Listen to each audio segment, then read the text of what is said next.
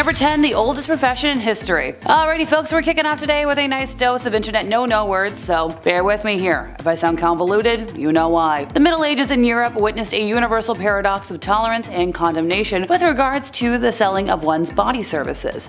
While technically a sin because it hinged on the act of fornication, this act was recognized by the church and others as necessary, or a lesser evil. It was accepted as fact that young men would seek out sexual relations regardless of their options, and thus this profession served to protect respectable townswomen from seduction or worse. In 1358, the Grand Council of Venice declared that this field was absolutely indispensable to the world. In general, declarations proclaiming the necessity of this line of work were not quite so enthusiastic. The church didn't hesitate to denounce it as morally wrong, but as St. Augustine explained, if you expel it from society, you will unsettle everything on account of lusts. So, you gotta have it. It just wasn't exactly ideal back then. Number 9, hunting witches. Witch hunters often had their suspects stripped and publicly examined for signs of an unsightly blemish that witches were said to receive upon making their pact with Satan. Now this devil's mark could supposedly change shape and color, and was believed to be numb and insensitive to pain. And more often than not, women were both the witches and the witch hunters. And in these cases, it was easy for even the most minor physical imperfections to be labeled as the work of the devil himself.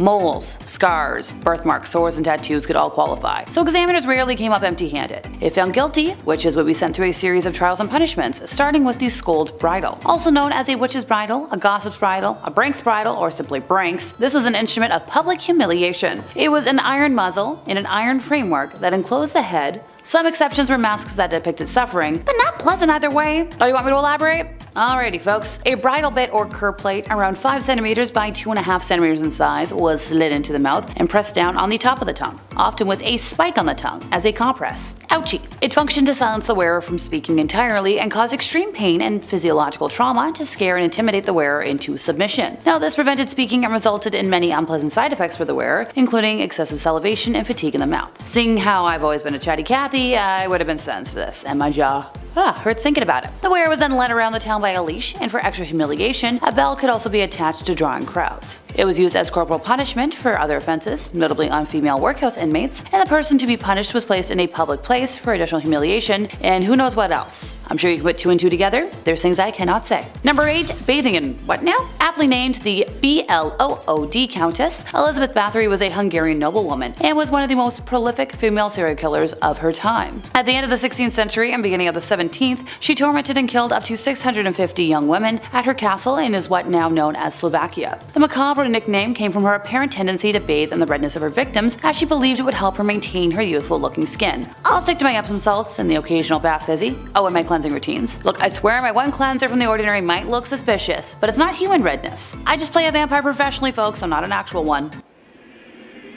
Or maybe.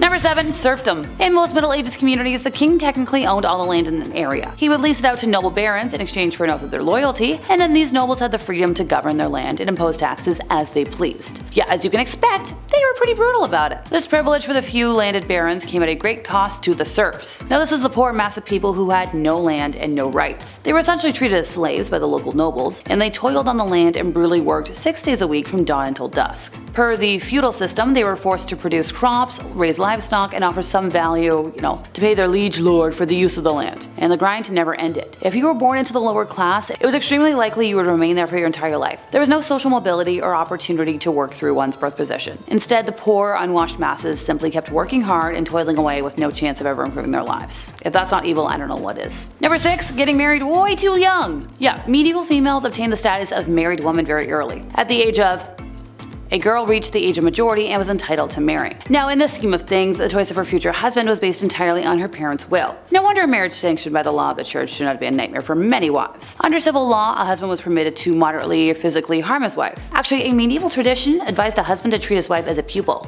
So teach her place. So a lot of desperate women, therefore, killed their husbands. The legislation of those times had detailed regulations governing punishment for women who had killed their husbands. They were sentenced to death by burning alive or burning at the stake. Kinda like a witch. Creative, but not really. Number 5, have more than 10 offspring. Yes, I know this can be a touchy subject, so just bear with me here. I'm not calling giving birth evil by any means, or having multiple offspring by choice evil. I more mean that back in the day, it was a woman's job to essentially reproduce as many offspring as possible to help around the home and to continue on the family name. As somebody who has zero interest in ever reproducing, and that is my personal choice. I have many friends who have, and I will be a fantastic aunt. The thought of giving birth once is terrifying, never mind that often. I read about a lady who had 17 offspring, and sure, while some of those might have been multiple births, I can't even imagine the pain. Or also just raising that many little ones, being responsible for that many little ones. The stress, no thank you. All the props to them, but evil because they were forced to, not because they wanted to. Number 4, take up the waist. After that last one, let's start this point with a fun fact, shall we? So the British word for toilet, loo, derives from the French gardez l'eau, meaning, watch out for the water. Gardez l'eau, je parle français. This comes from the fact that, well, in medieval Europe, people simply threw the contents of their chamber pots out of the window onto the streets. Now before throwing the waste out of the window, they'd yell, gardez l'eau. The term gardez l'eau first came to English as gardy-loo, and then shortened to loo, which eventually came to mean the toilet itself. People in the Middle Ages were no less sensitive to foul odors or disgusted by human waste than we are. They also didn't understand exactly how human waste could spread disease, but they knew it, did. They just thought it was something to do with its odors. And hey, while we're on the topic of hygiene, in the early Middle Ages, women passionately cared about personal hygiene. Many townspeople took a bath, and there were a lot of bathhouses in towns. But due to the total victory of Christianity, life kind of changed. With all bathhouses being public, the church viewed it as a violation of moral standards. So then they closed them, and then untidiness was elevated to the level of virtue. Look, I'm a bit of a Christianity hater, so I'm just gonna leave that one be. Number 3, V-Day traditions. So during medieval times, they believed that if a young woman ate strange food on Valentine's Day, she'd dream of her future husband. And at a time where normal meals were delicacies such as a boar's head sewed onto a turkey's body, these weird meals were, well, extra weird. The roasted hedgehog was just one of the bizarre foods that these young women would enjoy in hopes of seeing visions of their future Valentines. Yeah, okay, because that's gonna make me gag, how about we do a little palate cleanser before we move on to the next bad thing? So other sayings that were popular at the time was if you saw a bluebird, you would marry a happy man. If you see a goldfinch, you're gonna marry a millionaire. And if you see a sparrow, you're marrying a poor man. If you find a glove on the road on Valentine's Day, your future beloved will have the other missing glove. Now by the 18th century, gift giving and exchanging handmade cards had become common practice. In England, handmade cards incorporating lace and ribbon became popular. And eventually this form of gift spread to the American colonies and into our traditions today. Also, it was found to be terrible luck to sign your name on a Valentine's Day card, and the superstition must have been very confusing for some folks, but convenient for others. As well as cards and flowers, the next gift to become popular was the giving of chocolates, and this can be traced back to Richard Cadbury, of yes, the famous chocolate-making family, who invented the first Valentine's Day candy box. Now, as those grew in popularity, chocolates started to be given in decorated boxes filled with, romantic imagery. I remember my first boyfriend got me a box back, way back when. It was a box of chocolates. I think my mom still has the box, because it was a really pretty box. Number 2, institutionalized. Okay folks, back to the icky stuff. Being sent away was a way to impose a pious life of no ownership or wealth, sexual relationships, any devotion to God, and administer healthcare and alms to the most unfortunate in society. In reality, it didn't always work. It was a way of kings, lords, and earls banishing troublesome wives, just to get them out of sight, out of mind. They could even do it to young that they didn't want to have around. Just a way of cleansing the soul, if you like. Hey look, if we're looking at the upside, a woman from aristocracy only had 2 options in life. Marry a man who could support you, or join a nunnery. Now, virginity was an integral requirement for a nun in the very early medieval period, because physical purity was considered the only starting point from which to reach spiritual purity. A nun was expected to wear simple clothing as a symbol of her shunning of worldly goods and distractions. The long tunic was typical attire, with a veil to cover all but the face as a symbol of her role as a bride of Christ. The veil also hid her hair, which had to be kept cut short. Nuns could not leave their nunnery in contact with outside visitors, especially men. That was kept to an absolute minimum. No temptation here. Granted, life isn't perfect. There was a couple of little scandals. I know there's one in mid-12th century, where at the Gilbertine Wotton Abbey in England, a lay brother had a sexual relationship with a nun, and on discovery of the sin, was castrated. It's kind of a common punishment of the period for that type of crime. Can we bring it back?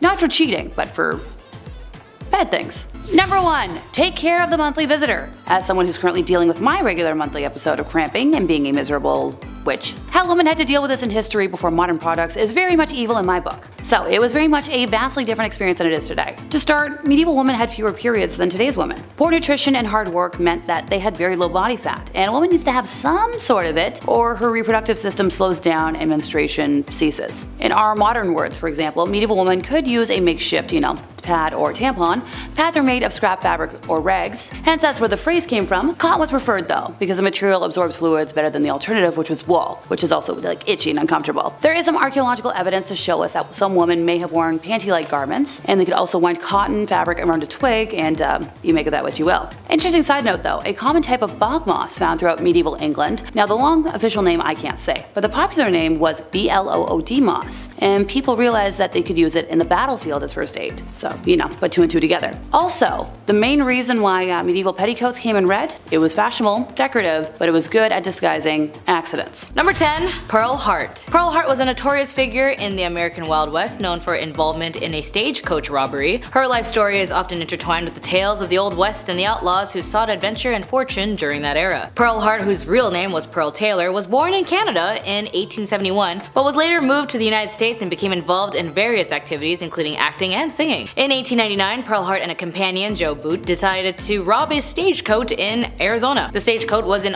route from the Globe to Florence, carrying passengers and valuables. The stagecoach robbery did not go as planned, as Pearl Hart and Joe Boot were not experienced criminals, and their attempt was somewhat amateurish. They failed to obtain a significant amount of loot, and after the failed robbery, Pearl and Joe was captured by law enforcement. They were then later arrested and brought to trial, and Pearl Hart and Joe Boot were tried for their crimes. During the trial, Pearl presented herself as a victim of circumstances, arguing that she had committed the robbery due to personal circumstances. She was convicted and sentenced to only 5 years in prison. As for Joe, nobody knows. Pearl Hart's life after her release from prison remains somewhat of a mystery. After serving about 2 years of her sentence, she was released due to good behavior, and Pearl Hart's belief was dramatic stint as a stagecoach robber contributed to her lasting notoriety as the annals of Wild West history. Her story became a part of a lore surrounding outlaws and characteristics of American frontier. Number 9.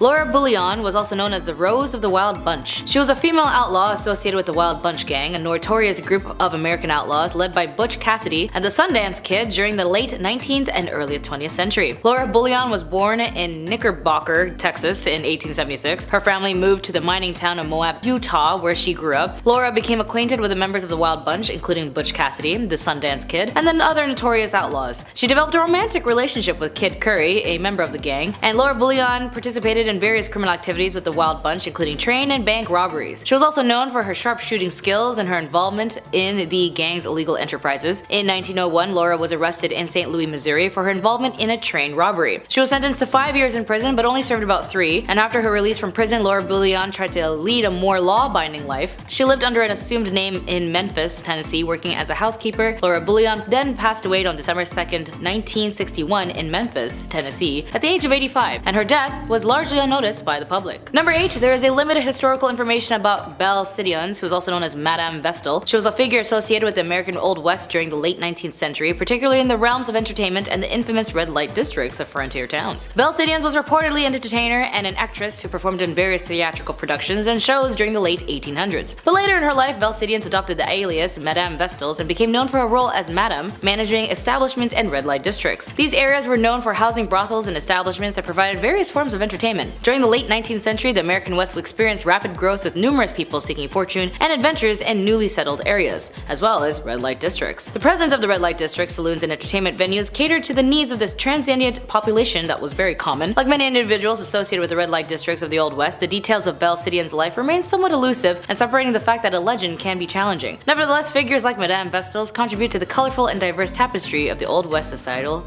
history. Number 7. Rose Dunn, also known as the Rose of the Cameron, was a legendary figure associated with the American Old West. Born in 1878, Rose Dunn gained notoriety for her romantic entanglements with outlaws and her involvement in the activities of the Wild Bunch Gang.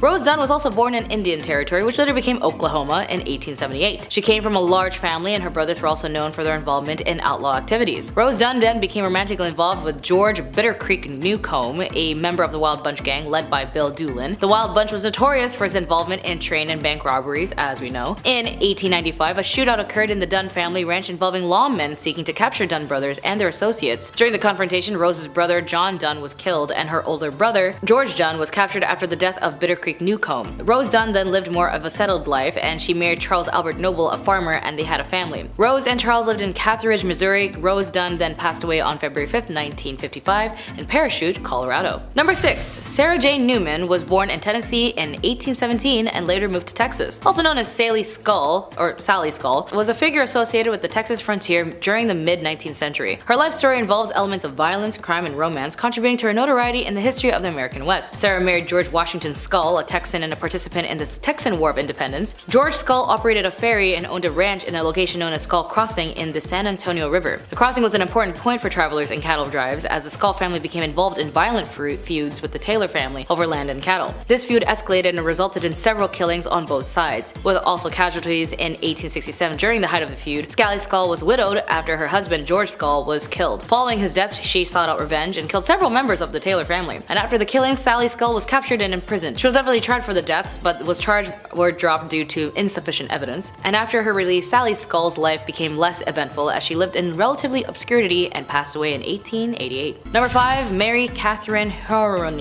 also known as Big Nose Kate, was a historical figure associated with the American Old West, as she was a Hungarian-born adult worker and companion to the legendary lawman and gambler Doc Holliday. Kate eventually moved to West and found herself in a rough and often lawless mining towns of the Old West, as she worked as the Lady of the Night, gained notoriety for her feisty and independent personality. Kate then became romantically involved with John Henry Doc Holliday, a dentist turned gambler and gunfighter. What a career change. They met in Fort Griffin, Texas in 1870s following Doc Holliday's death in 1887. Kate Heron then lived in various places, including Arizona and Colorado. She then worked as a nurse and a hotel owner in the early 1900s, and Kate moved to Arizona and lived in poverty. She worked in various jobs, including serving as a cook, and then in the 1930s she applied and received a pension for being a widow of a veteran American Indian War. Doc Holliday had happened to serve as a scout. Big Nose Kate then passed away on November 2nd, 1940 in Arizona at the age of 90. She outlived many of the famous figures of the Old West. Number 4. Belle Starr. Born Myra Mabel Shirley, Belle Starr was a notorious figure associated with the American Wild West during the 19th century. She became known as the Bandit Queen and gained notoriety for her associations with various outlaws and her involvement in criminal activities. Belle married several times, with her famous marriage being the outlaw Cole Younger, a former member of the James Younger gang. After Younger, she then married Sam Starr, a Cherokee outlaw, which contributed to her connection with the Indian Territory, present-day Oklahoma. Belle Starr was also known to associate with herself with various outlaws, including Jesse James, the Younger brothers, and the infamous Dalton gang. Her connections to these outlaws and her involvements in horse theft and other illegal activities contributed to her reputation. Belle Starr and her husband Sam Starr lived in the Indian Territory, where they ran a horse ranch, and their ranch became a haven for outlaws seeking refuge from the law. Belle Starr was arrested several times for various offenses, including horse theft. However, she often managed to avoid lengthy imprisonments, and her criminal activities continued. Belle Starr's life came to a violent end when she was shot and killed on February 3rd in 1889 while riding home from a neighbor's house. The circumstances of her death remains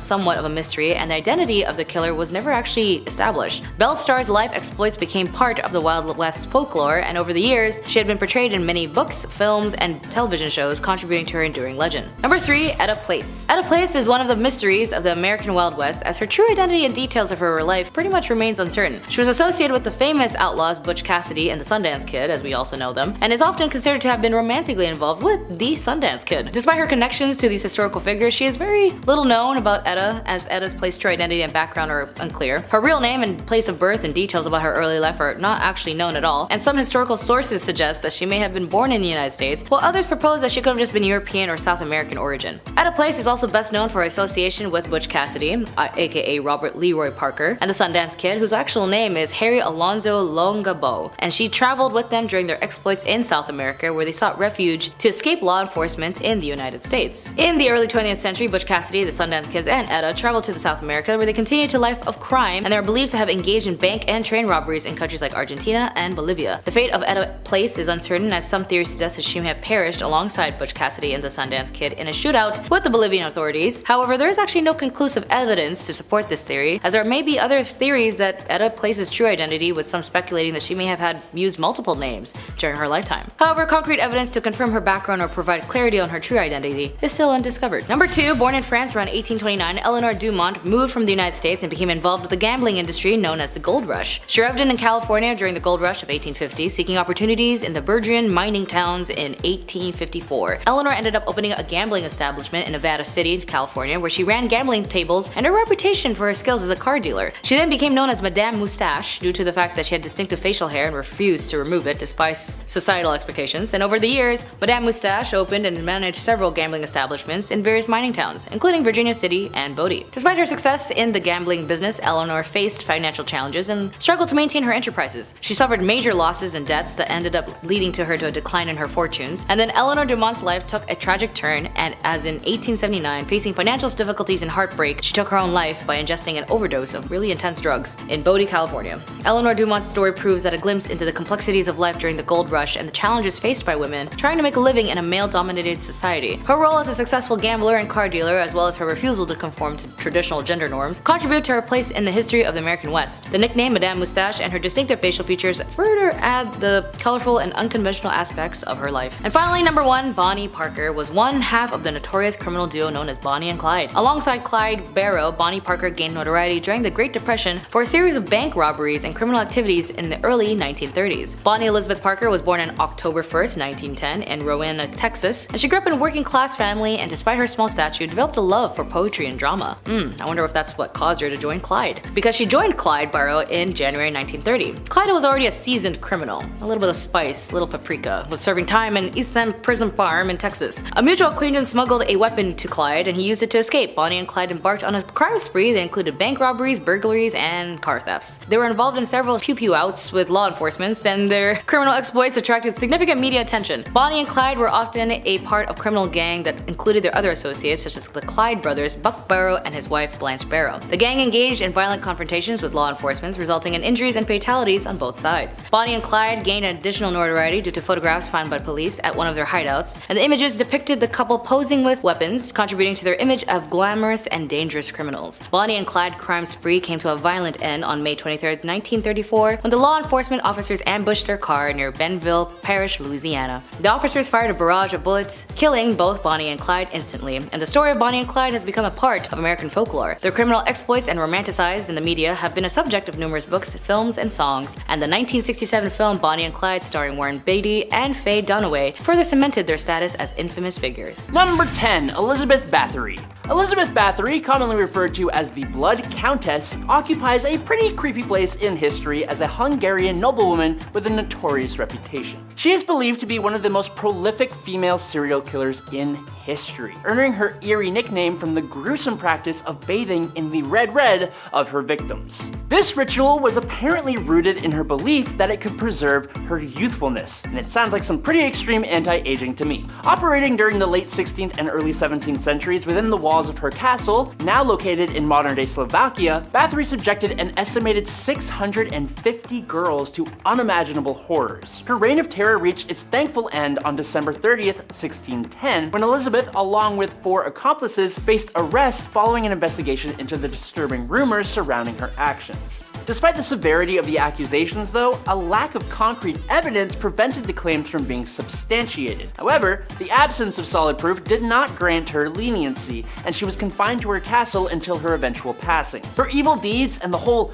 blood-soaked castle deal make her a heavyweight in the true crime scene. It's a legitimate horror story with more questions than answers. Would probably make a great horror film, though. And in at number 9 today is Ma Barker. Ma Barker, a notorious figure in US criminal history, served as the leader of the feared Barker gang, which her sons were also a part of. Gaining the title of the FBI's public enemy #1, Barker orchestrated a series of robberies, murders, and kidnappings across the American Midwest in the early 1930s. Her life came to a pretty explosive end in 1935 during a prolonged standoff in her Florida hideout, setting a record as the longest standoff in FBI history. J. Edgar Hoover, the FBI's first director, once described her as the most vicious, dangerous, and resourceful criminal brain of the last decade. Hoover's description added to Ma Barker's mysterious reputation, solidifying her reputation as one of the most evil women of all time. Number 8. Belle Gunnis. Belle Gunnis holds the disturbing title of one of America's worst female serial killers. Even before considering her terrifying actions, she was already an imposing and physically intimidating woman, standing 6 feet tall and weighing over 200 pounds. It was alleged that she was responsible for the passing of her husbands,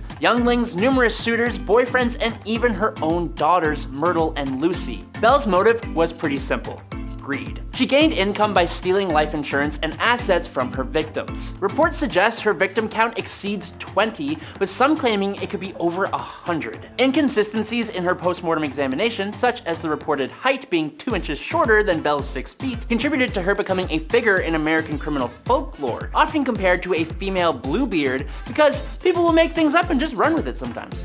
Number 7. Griselda Blanco. Born in 1943, Griselda Blanco, known by her aliases of La Madrina or the Black Widow, emerged as a frightening figure in the criminal underworld. Hailing from Colombia, she etched her name in history as one of the most ruthless and feared queenpins ever known. Blanco's notoriety reached its peak as a key player in the notorious Medellin cartel, a criminal empire synonymous with violence and illicit trade. What sets Blanco apart is her unexpected role as a mentor to none other than Pablo Escobar. However, as fate would have habit, their relationship eventually soured, paving the way for a rivalry that would echo through criminal history. Blanco's criminal empire revolved around the transportation of a certain illegal powdery substance from the fields of Colombia to the streets of the United States. This calculated operation, coupled with her alleged involvement in up to 200 people being ushered to the pearly gates, showcased Blanco's audacity and cunning in a male-dominated realm. Her ability to not only navigate but dominate such a perilous environment proved her prowess as a criminal mastermind. Following a stint behind bars, Blanco's life met a chilling end on September 3rd, 2012, when she was wiped out in a hail of lead, leaving a void in the criminal landscape she once ruled. I'm all for girl power, but let's just put that energy somewhere else, shall we? Cool. Number 6, Christiana Edmonds. Christiana Edmonds, also known as the Chocolate Cream Killer, was an English woman with a really disturbing hobby. She would purchase chocolates, lace them with strychnine, a powerful and toxic chemical, and then return them to the shop. Unexpecting customers who bought those chocolates would naturally fall ill. In 1871, a tragic incident occurred when a young person passed away after consuming one of the poisoned chocolates. Now, following this, Edmonds escalated her campaign by sending parcels of her dangerous chocolates to notable individuals. As the police began linking the fatal and damaging outcomes to the chocolates, Edmonds attempted to deflect suspicion by sending parcels to herself in order to mislead the police. How intelligent. Once she was caught, Edmonds was initially sentenced to death, but her punishment was later changed to life imprisonment due to her mental illness. Number 5, Mary I of England. Born on February 18, 1516, Mary I held the throne as Queen of England and Ireland from July 1553 until her passing. As the only surviving child of the marriage between Henry VIII and his first wife, Katherine of Aragon, Mary I's reign is notable for her brutal persecution of Protestants, earning her infamous moniker Bloody Mary. Her attempt to forcefully return England to Catholicism resulted in the forced passing of numerous prominent Protestants, contributing to a climate of fear and leading around 800 Protestants to flee the country, unable to return until her passing. During her reign, Bloody Mary implemented the heresy laws, which resulted in the burning of over 300 Protestants accused of heresy. Despite the widespread violence, Mary I was never prosecuted for her actions. However, after her passing on November 17, 1558, the winds of change swept through England, ushering away from her staunch Catholic policies. The efforts to re-establish Catholicism were ultimately reversed, marking a turning point in the religious landscape of England. Mary I's reign, entwined with religious strife and political turmoil, remains a complex chapter in history where power, ideology, and the consequences of persecution shape the course of a nation. Number 4, Wu Zetian. Between 665 and 690, Wu Zetian controlled China as empress through her husband, and later as empress dowager through her sons. However, in 690, she achieved a historic milestone by becoming empress, marking her as China's first and only official recognized female ruler. Wu Zetian maintained her authoritarian position from 690 until her passing in 705. Now, despite the significant achievements in expanding China's territory and establishing it as a powerful empire, her reign was unfortunately also marked by violence and bloodshed. Wu Zetian's rise to power was marked by a series of manipulative and ruthless tactics. She orchestrated the downfall of her political rivals, resorting to schemes such as false accusations, purges, anything to eliminate potential threats. While her success in building a powerful empire is acknowledged, she has faced enduring criticism for the ruthless tactics employed to do so. Number 3, Maryanne Cotton. Maryanne Cotton, who lived in the 1800s, left behind a criminal tale that's not all neatly documented. Back then, record keeping wasn't the greatest, so we're left with a bit of a puzzle when it comes to the exact details of her evil actions. But it's estimated that Cotton might have offed around 21 people. 3 of them were unlucky husbands, and a whopping 11 were her very own family. She had this not-so-friendly habit of using arsenic to bring their lives to an end, and then cashing in on their life insurance policies. The party came to a screeching halt, however, when she attempted this method on her stepson, Charles Edward Cotton, leading to her capture and the grand finale, a date with the executioner. Now, here's where it gets interesting. They gave her a short rope instead of the customary long one. This meant that instead of physics causing her neck to snap, she instead suffered a long, slow, agonizing suffocation. Number 2, Mary Piercy. Mary Piercy, born in 1866, lived in Kentish Town, North London, with her lover, Charles Creighton. Feeling unsatisfied with life, at the age of 24, Mary sought more, leading her to become romantically involved with a man named Frank Hogg. However, it seems that Frank was also already spoken for, being already married to his pregnant wife, Phoebe. The dark events unfolded on October 24, 1890, when a policeman discovered the almost severed body of a woman in Crossfield Road, Hampstead, along with a blood-stained pram. Mary's association with the crime drew attention when she displayed hysterical behavior at the mortuary while viewing the body of the deceased woman, later identified as Phoebe Hanelo, Frank Hogg's wife. The next day, the lifeless body of Hogg's daughter was found near Finchley Road, a mile away. This time, the cause was suffocation. As the police became more and more aware of the affair between Frank and Mary, they searched Mary's house and found broken furniture and bloodstains. Mary, seemingly unfazed, played the piano and sang loudly during the search. The police ended up uncovering an axe, 2 knives, bloodstained clothing, and love letters between the illicit couple. Mary's attempts to explain the stains as a result of taking out mice was met with understandable skepticism. The police gathered evidence from neighbors who had witnessed Mary wheeling a pram away from the house on the evening of October 24th and heard screams from her residence. The disturbing truth emerged during the trial at the Old Bailey in December 1890. Mary's defense claimed insanity, but it proved unsuccessful, resulting in her sentencing to be sent to hell. On December 23, 1890, at Newgate Prison, Mary Piercy faced execution by hanging, orchestrated by James Barry, just over a decade after her father, Thomas Wheeler, met a similar fate for a similar crime. I guess it kind of runs in the family. Number 1. Delphine LaLaurie. Delphine LaLaurie was a prominent New Orleans socialite who lived during the early 19th century. She's infamously remembered for her role in one of the city's most gruesome and horrifying scandals. Born Mary Delphine McCarty in 1787, LaLaurie married 3 times and became a central figure in New Orleans high society. However, her reputation took a pretty dark turn when her mistreatment of people that she kept forcibly endured came to light. Reports of extreme cruelty and sadistic practices circulated, revealing the disturbing treatment of servants within the LaLaurie mansion. In 1834, a fire at the mansion exposed a hidden chamber where individuals were discovered in appalling conditions, subjected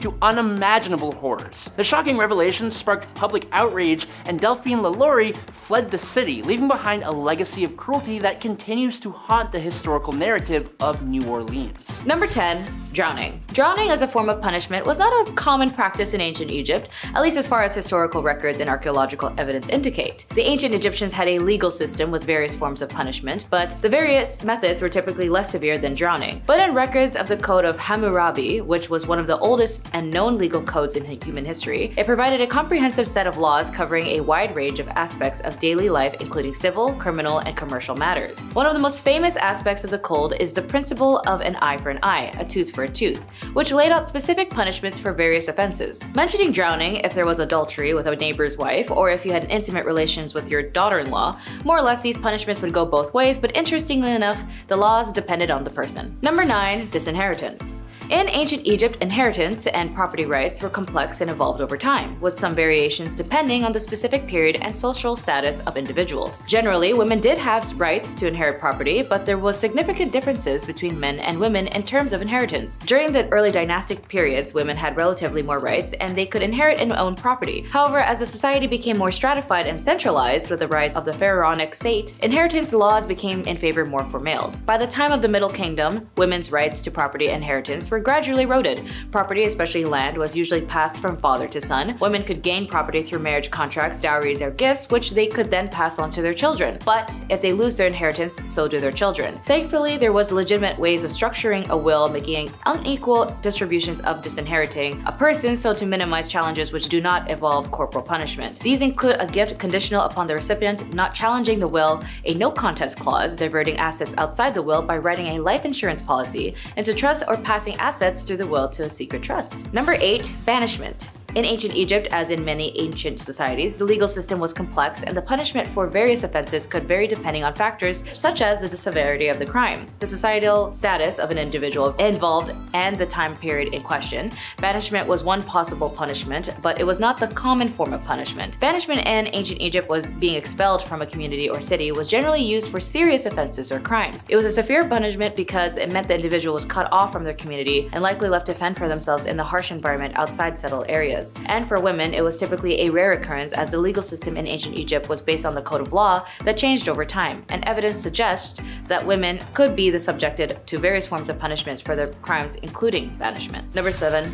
Punishment. More commonly, punishments for women in ancient Egypt might have included fines, corporal punishments, or forced labor. For serious crimes, especially those that threatened the social order or involved treason, more severe punishments like execution might be applied, but in some cases for less serious offenses, women might be required to pay fines. These fines could be in the form of money, goods, or livestock. Women, particularly those of lower social status, could be sentenced to perform labor as a form of punishment. This might involve agriculture work, construction, or other forms of manual labor. Depending on the nature of the offense, a woman's property or belongings could be confiscated as a form of punishment. As mentioned earlier, banishment was a possible punishment for serious offenses. Number 6. Beatings. In ancient Egypt, like in many ancient societies, corporal punishment, including beatings, could be a form of punishment for women, particularly for offenses that were considered serious or morally reprehensible according to the prevailing nature and culture and legal norms. It's important to note that the application of punishment varied depending on factors such as societal status and specific time period and the region within ancient Egypt. Corporal punishments such as whipping, beating, or other forms of physical punishment could be administered for various offenses. This might be more common for crimes like theft or adultery. Examples would be like switches, flexible branches, or vines could have been used for beatings. They would be capable of inflicting pain without causing severe injury, as wooden paddles with a flat surface could also be used for beating as well. They would also have been effective in delivering blows to specific areas of the body, and the simplest form of beating would be involved with the hands and fists. This method would also be easily accessible and wouldn't have to require any specialized tools, as well as whips, sticks, and rods. Number 5. Strangulation. Now for the more morbid section on this list, although stoning may seem like a common thing in this era as a form of capital punishment, whereas an individual is pelted with stones until death, actually was not common associated with ancient Egyptian legal practices based on available historical and archaeological evidence. The primary method of execution in ancient Egypt was typically strangulation or impalement. Stoning as a form of capital punishment is more commonly associated with other ancient cultures in the region, such as ancient Mesopotamia or parts of the Levant. In these societies, stoning was indeed known as a form of capital punishment for various offenses, including adultery. Strangulation was one of the most common methods of execution in ancient Egypt. It was typically used for serious offenses and could be applied for both men and women. In cases where capital punishment was deemed necessary, strangulation was a method employed to carry out the sentence. Number 4. Lacerations. When it comes to corporal punishments, as I mentioned above, those who do commit adultery might deal with the consistency of beatings or lacerations. Texts speak of thrashing with a wooden stick give 10 to 20 to 50 to 100 or even 200 times. They also mention branding and mutilation of the nose and ears. Tomb reliefs often show beatings of people, but in most cases these are private coercions of subordinates, not an official penalty. Sometimes the culprits are bound to a pillory. These punishments were all carried out in public and therefore also meant a loss of honor and degradation of the culprits. The results of these measures can be seen on many skeletons, as they are also including cutting off limbs, noses, and other parts of the body as a form of punishment, specifically connected to adultery or if you were married, specifically a married woman. It is a crime deserving of death, as it is easier to commit any other sin after that. The husband had a legal right to punish or forgive his wife or leave the court if the husband accuses the wife with no proof. The punishment of a man was much lighter, and the woman of the crime of adultery, as the Egyptians believed, that offense falls primarily in the hands of the woman, while the women would be killed as the men would severe just 1,000 blows. Number 3. Burning alive. Referring back to the Code of Hammurabi, the code was enlisted under the morals and the laws in ancient Egypt and Babylon. When it came to intimate relationships with your close family, you'd be subjected to many listed punishments, as in dealing with seduction or physically harming someone intimately. The Hammurabi inflicts the penalty of burning if you were to have a physical intimacy with your mother, but since this was ancient Egypt, unless you were a royal who needed to pull an Oedipus complex to maintain your rule and connection to the monarch position, it wasn't something looked down on but normalized, as this is a civilization that needed a monarch rule at all times to guide the nation. But it is good to note that it was a typical Western interpretation that this era was prone to burning alive people, when the irony was that the Europeans burning women, being witches or even more heresy, were more burned. Number 2. Head be gone. The ancient Egyptians set harsh punishments for those accused of treason or corruption. The death penalty was usually applied by impalement, thumping, or a 100-fold fine, and this applied to both men and women. The decree also referred to the death penalty for someone who steals an animal belonging to the temple and transferred it to another party, while confiscating the property of the thief in favor of the stolen temple. The ancient Egyptians distinguished between the stolen goods and bear the attribute of holiness and considered it a religious crime that requires execution, and those stolen goods that do not affect the sanctities, settling for the penalties of beating and the fine for the theft 100 times of the value of the stolen items. Number 1.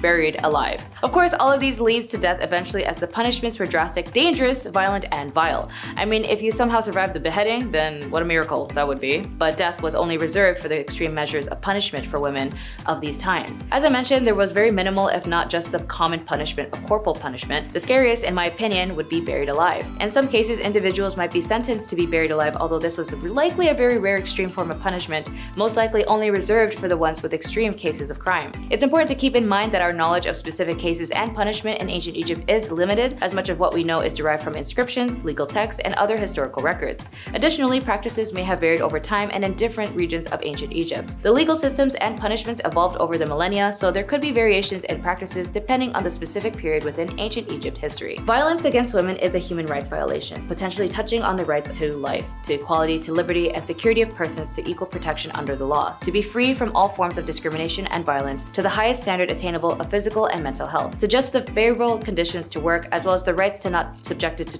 and cruel, inhumane, degrading treatment. And although the cruelty and damages to women was abhorrent and tragic, it still lingers in our day, as now 60% of women still don't report crimes due to fear of shame and stigma. But we still need to be safe spaces to those who need reassurance so that they can speak up. We still got a lot of work to do, you know? Number 10. Clara and Katerina Mororova. Clara was actually a very loving and acceptable mother to her two sons, Andrzej and Jacob, where they would take trips and summer camps, and she would play with her sons all the time. It wasn't until a new child entered their home by the name of Annika, and Clara and her sister Katerina were part of a cult named the Grail Movement. When Annika came into the picture, it was under the support of Katerina and Clara's sister, where she was told by Katerina that Annika was a 13-year-old who escaped from a trafficking gang that had physically harmed her. Annika was also apparently very sick and suffered many illnesses, which gained Clara's sympathy. Clara wanted to adopt Annika after bonding with her so quickly, and even had a mystery doctor tell her how to take care of Annika. This same doctor told Clara that her sons were a problem and needed to be cured from their evil spirits. It was then Clara would do an affluent amount of violating and harmful things to her biological sons, like shock therapy, making them eat their own flesh,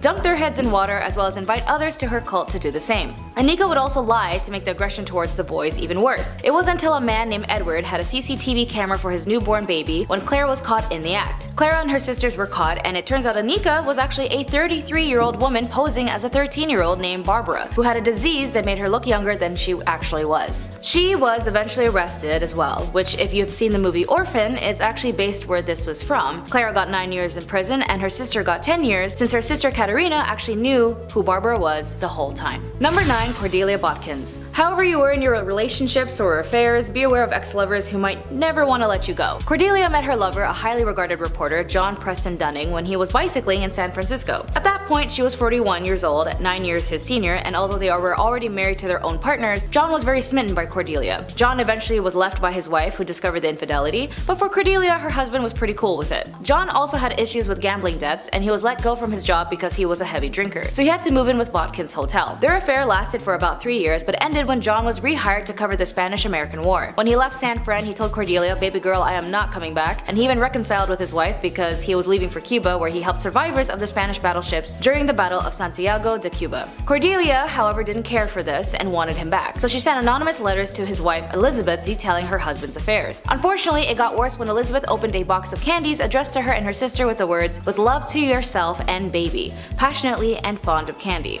Elizabeth and her older sister died from arsenic poisoning, and their father was able to decipher their handwriting from the previous letters to Cordelia, and Cordelia went to life imprisonment. Number 8. Mary Sue Hubard. It was always in the 1950s where a lot of crap happened that led us to the chaos we know today. And for Mary Sue Hubard, she is also known as the wife of the founder of Church of Scientology, Ron Hubbard. She was sentenced in the federal court in the 1980s to 4 years in prison for her role in the conspiracy to plant church spies in government agencies, steal government documents, and bug at least one government meeting. She told U.S. District Judge Norma Holloway Johnson that she sincerely and publicly apologized for her actions. Johnson ordered Hubbard, who had been freed pending appeal for her 1979 conviction in the case, to turn herself into the federal officials in 3 weeks, to begin serving her sentence. Hubbard, who lived in Los Angeles at the time, was the last of 11 church leaders who were indicted in the conspiracy in August 1978 to go to prison. The indictments came after the FBI raided the church headquarters back then in Los Angeles in 1977, and the raids were said to be the largest ever conducted by the FBI at the time. Documents introduced in courts by prosecutors in 1979 contended the operatives of the church initiated numerous break-ins at government official offices, including the Justice Departments, and they secretly placed a listening device in the Internal Revenue Service's conference room, and all in a apparent effort to combat what the church alleged government harassment. Judge Johnston commented that she didn't know whether the government had harassed the church, but she quotes, "Even if I assumed there was harassment, I still can't accept what you did as excusable." Number 7. Natalia Guerera. Speaking of religious cults, Natalia Guerera was definitely part of one where she had sacrificed her own 2-day-old infant and burning him to death as part of a satanic ritual. She was finally apprehended by police after evading capture for 2 years. Just 2 days after giving birth, Natalia agreed to have a baby, Jesus, quote-unquote, killed after the leader of Antares de la Luz cult and the father of the child, Raymond Gustavo Castillo Gaete, declared that the infant to be an antichrist and that the sacrifice would help prevent the end of the world on December 21st, 2012. Natalia had previously stated in her defense that she was drugged at the time of the murder, but a forensic psychologist declared that the members were not under the influence when the sacrifice was carried out. After her sentence, Natalia managed to flee and was on the run for 2 years. Investigators noted that she had lived in different houses and even changed her identity in order to evade capture. The police also noted that after being apprehended, she did not show remorse and claimed that she was manipulated by the cult and was therefore innocent.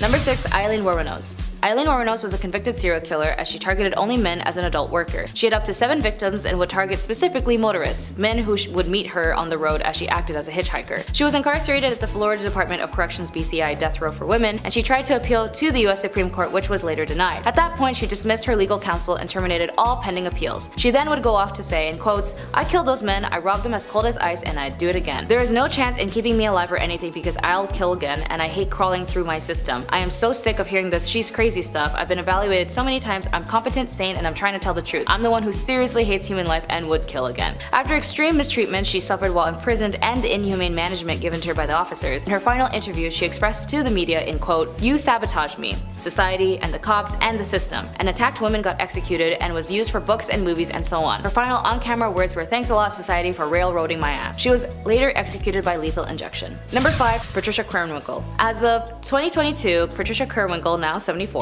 was convicted of 7 counts of first degree in August 1969 for the Manson family attacks that left 7 people dead. She was also known as the Manson Girl when she was arrested in Mobile, Alabama. It was during the summer of 1969 where Charles Manson ordered his members to end the lives of 7 people in Los Angeles, including actress Sharon Tate. During the trial, Patricia Trial's attorney, Paul Fitzgerald, suggested that although her fingerprints were found inside the Tate home, she might have been an invited guest or friend. Seemingly unfazed by the possibility of a guilt verdict and a death sentence, Patricia reported spent much of the trial drawing doodles of devils and other satanic figures. All during the trial, she remained loyal to the Mansons and the family. Demonstrated of this unity included walking hand in hand with Atkins and Van Houten, singing songs written by Manson, as well as shaving their heads and carving a giant X on their foreheads.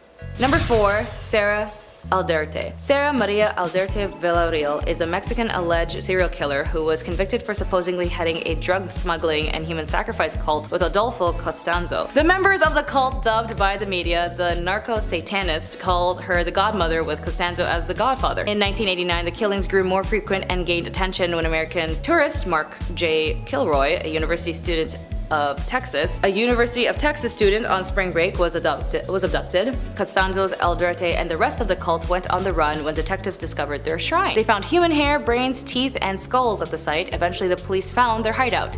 Aldrete was convicted of criminal association in 1990 and jailed for 6 years. In the second trial, she was convicted of several of the killings of the cult's headquarters and sentenced to 30 years in prison. If Aldrete is ever released from prison, American authorities plan to prosecute her for the murder of Mark.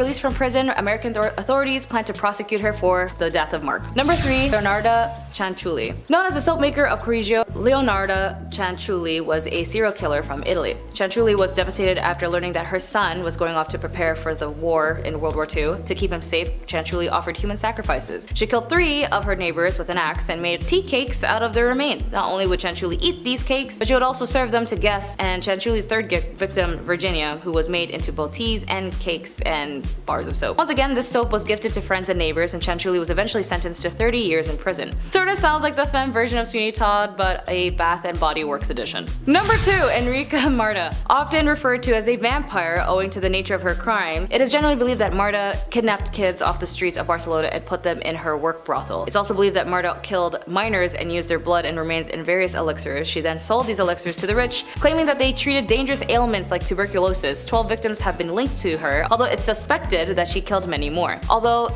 some historians defend Marta and argue that her crimes weren't as bad or as many as the traditional story suggests. She was actually detained and jailed in the Reina Amalia prison.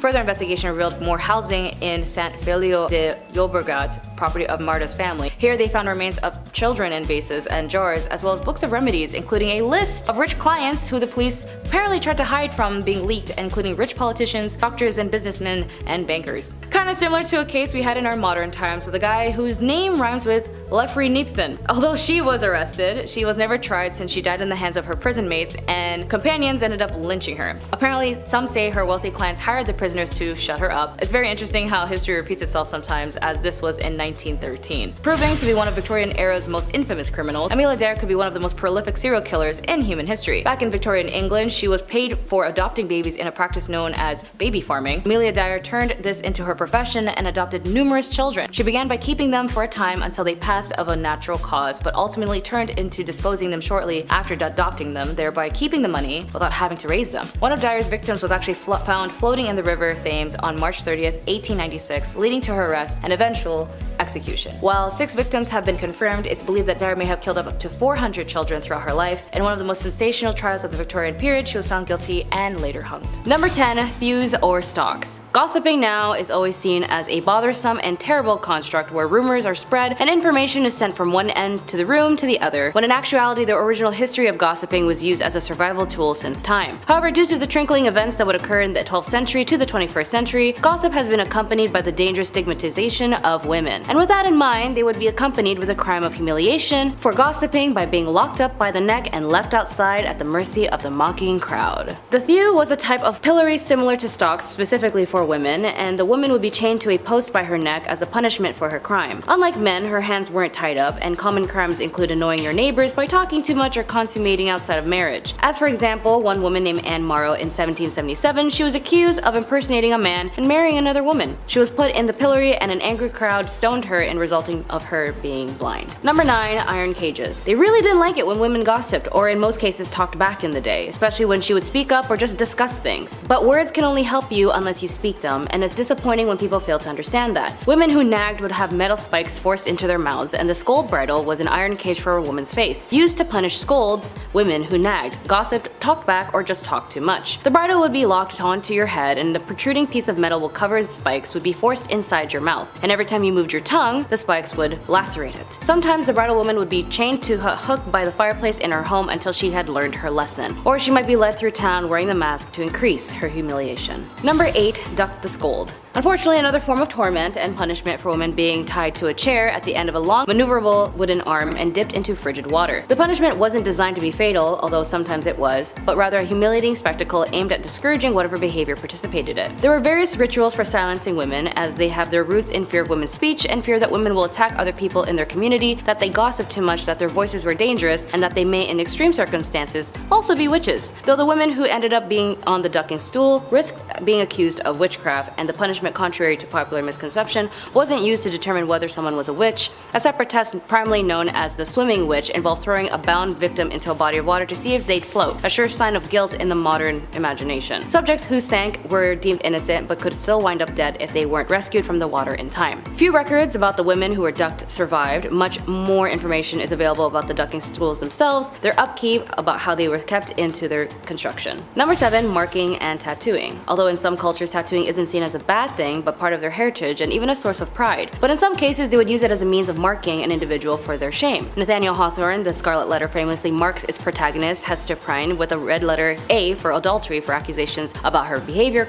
circulated. Hawthorne's book is more than fiction, as adulterers were really forced to mark their clothing to identify their crimes. Like Hester Prynne, A or the letters AD as outlined by a Plymouth colony law from 1658, adulterers seen publicly without their letters were subject to public whipping and even further humiliation and social alienation. But keep in mind, Hawthorne was the descendant of the Judge Hathorne, who persecuted the lives of women who were accused of being witches, and he had such a disdain for his relative that he had changed his last name to distance himself from the relation of Hathorne from Hawthorne with a W. Number 6. Walk of Shame. Like in Game of Thrones, a pretty well-known show, I don't know if you guys heard of it, I'm rewatching it again up to a certain specific season. But there was that scene where Cersei was condemned for her crimes and had that lady yell shame as she rung a bell while Cersei was left parading the streets stripped naked. This is actually based as a form of torment for women, and the Walk of Shame, also known as skimmington or rough music, was a traditional punishment for harlotry or being an overbearing wife. Women were made to walk barefoot through the town or city, sometimes dressed only in their petticoat. The street was filthy and sharp with rough stones, jeering crowds lined up to stare, and minstrels banging basins and pans would accompany the procession, adding to the woman's humiliation. Sometimes the skimmingtons were delivered by the townsfolk rather than the courts, and the accused might be dragged from their bed at night and paraded through the town with the crowd shouting obscene words at her. Unless she was quiet, subdued woman who followed every little thing she was supposed to do, she would be looked down on. Number 5. Status degradation. Status degradation still persists today, and it's been used as a formal punishment throughout history. Under the Roman Emperor Augustus, who reigned from 27 BCE to 14 CE, a woman guilty of adultery could lose several rights as a citizen and suffer a financial burden. Noble women in the Kingdom of Korea during the Chosun dynasty faced a similar degradation of their social status if they were found guilty of adultery or if they just remarried. Adulteresses were stripped of many of their rights and privileges once they were demoted to low-born statuses, and the descendants of widows who remarried were barred from holding office. As serious as these punishments may seem, some high-status women who committed adultery in the Chosun dynasty faced even graver punishment, which is death. Number 4. Pricking and scratching. Another form of torment women had to endure as a type of punishment relates back towards one of the biggest torments women had to face during the witch trials. Witch hunting books and instruction pamphlets, yes, they had an IKEA manual on how to prick a witch. It noted that marks were insensitive to pain and they couldn't bleed. So they would make these specifically designed needles to repeatedly stab and prick at the accused's flesh until they discovered a spot that produced their desired results. So basically they would just keep poking you with needles until there was an area on you that just didn't bleed. They even had a job position for this called professional prickers, which many of them would be con men using dulled needles points to identify fake witch marks. Alongside the pricking was the scratching, where they would scratch the supposed victim. So if a victim scratches the accused witch with their fingernails and drew blood and their symptoms of being possessed stopped, then somehow that person that they scratched was a witch. Number 3. Tar and feathering. When I first heard about tar and feathering, it was in a cartoon where the characters would use tar and then feather the characters they wanted to make a fool out of. Tar and feathering originated as a punishment that dates back to Richard I of England. The practice of tarring and feathering was exported to the Americas, gaining popularity in the mid-18th century. Throughout the 1760s, it saw increased usages as a means of protesting the Townshend Revenue Act and those who sought to enforce it. For women, they'd also tar and feather as a form of embarrassment. In a news article in 1906, consisting of 4 young married women from the East Sandy, Pennsylvania, corrected the alleged evil conduct of their neighbor, Mrs. Hattie Lowry. 2 women held Mrs. Lowry to the floor while the others 2 smeared her face with stove polish until it was completely covered, and then poured thick molasses on her head and emptied the contents of a feather pillow over molasses. The women then marched the victim to a railroad camp tied by the wrist, where 200 workmen stopped to watch the spectacle. After parading Mrs. Lowry through the camp, the women tied her to a large box where she remained until a man released her. They did this because they wanted to be part of a vigilant committee which exercises the right to take up the law in their own hands. Reason why they did that to her, though, is still unknown. Justice for Mrs. Lowry. Number 2. Amputation. Although it may not seem to be as creative as the other instruments of torture on this list, amputation packed a painful and permanent punch. The body of an ancient Chinese woman from about 3,000 years ago have been found with an amputated feet but in otherwise good health, and all signs point to an ancient Chinese punishment called yue, which was used for over 500 different offenses, including cheating and stealing. In ancient Egypt and the Byzantine Empire, a different type of amputation was common: nose amputation, called rhinotomy, which was a punishment for adulterous women, though it was also used as a punishment for various crimes in medieval and ancient times elsewhere. However, the adulterous man might escape with a less severe punishment like a fine or a beating. Number 1. Burnt to death. Although it is noted that the most famous form of torment and method of getting rid of a witch was to burn her or burn them them by the stake. But this was more common in Europe during the very early 1300s to the end of the 17th century. In England and most of their colonies, the witch trials would go on like every other crime, and when someone was convicted of witchcraft, typically they would be hanged. But with the burning alive, that was more specifically used in Europe, especially in Scotland. Women accused of witchcraft and communing with the devil would be burnt, but it was also a common punishment for treason or heresy. A woman might have her limbs covered in tar, as well as being made to wear a tar-soaked dress and bonnet, and she would then be tied up by the neck on a barrel and the fire would be lit. She would be simultaneously burnt and hung in a blazing inferno, or they wouldn't bother to hang her, instead placing a bundle of twigs around her feet so she would be consumed in a sheet of fire and burnt alive. Notably, another famous person who was also in this unfortunate spectacle was Joan of Arc. Number 10, Nelly BL. When you know you want to do something right, you do it. And that's what American journalist Nelly BL did. Born Elizabeth Cotran Seaman, she used her pen name Nelly BL as she went undercover at the Women's Lunatic Asylum on Roosevelt Island. During this asylum expose, Nelly had difficulty getting admitted, so she checked herself into a boarding house and stayed up all night to make herself look distraught and disturbed. She refused to go to bed and eventually scared the other patrons at the boarding house, and finally, she was admitted by police, where she experienced firsthand on the field of mistreatments the devastating conditions and the harm patients had to endure. In her report published in 1887 and later published in a book, 10 Days in a Madhouse, it caused such a sensation it prompted the asylum to implement reforms and shed light on the significant impact on American culture. She covered the women's suffrage procession and was the first woman and reporter to visit war zones in World War I between Serbia and Austria. In 1998, she was inducted into the Women's Hall of Fame. Number 9, Josephine Baker. Paris, Paris, Paris is how much she loved Paris. Frida Josephine Baker was an American-born French dancer, and her career was primarily in Europe, specifically in France. She was the first African-American woman to star in a motion picture and to perform with an integrated cast at the American Concert Hall, and was one of the first African-American entertainers who achieved acclaim both in movies and on stage. She was also a World War II spy and a passionate activist. When the German forces invaded France during World War II, Josephine joined the fight against the regime. She aided French military officials by passing on secrets she heard while performing in front of the enemy, and she would transport the confidential information by writing with invisible ink on music sheets. After performing successfully for many years in France, she decided to return to the US, where she returned and came face to face with segregation and discrimination, something she had not dealt with since she was a child in St. Louis. She refused to perform for segregated audience, and as she was the first few women to speak at the March on Washington for Jobs and Freedom, she said, "You know, friends, that I do not lie to you when I tell you I have walked into the palaces of kings and queens and into the houses of presidents and much more, but I could not walk into a hotel in America and get a cup of coffee, and that made me mad." Baker's career illustrated the ways entertainers can use their platforms to change the world.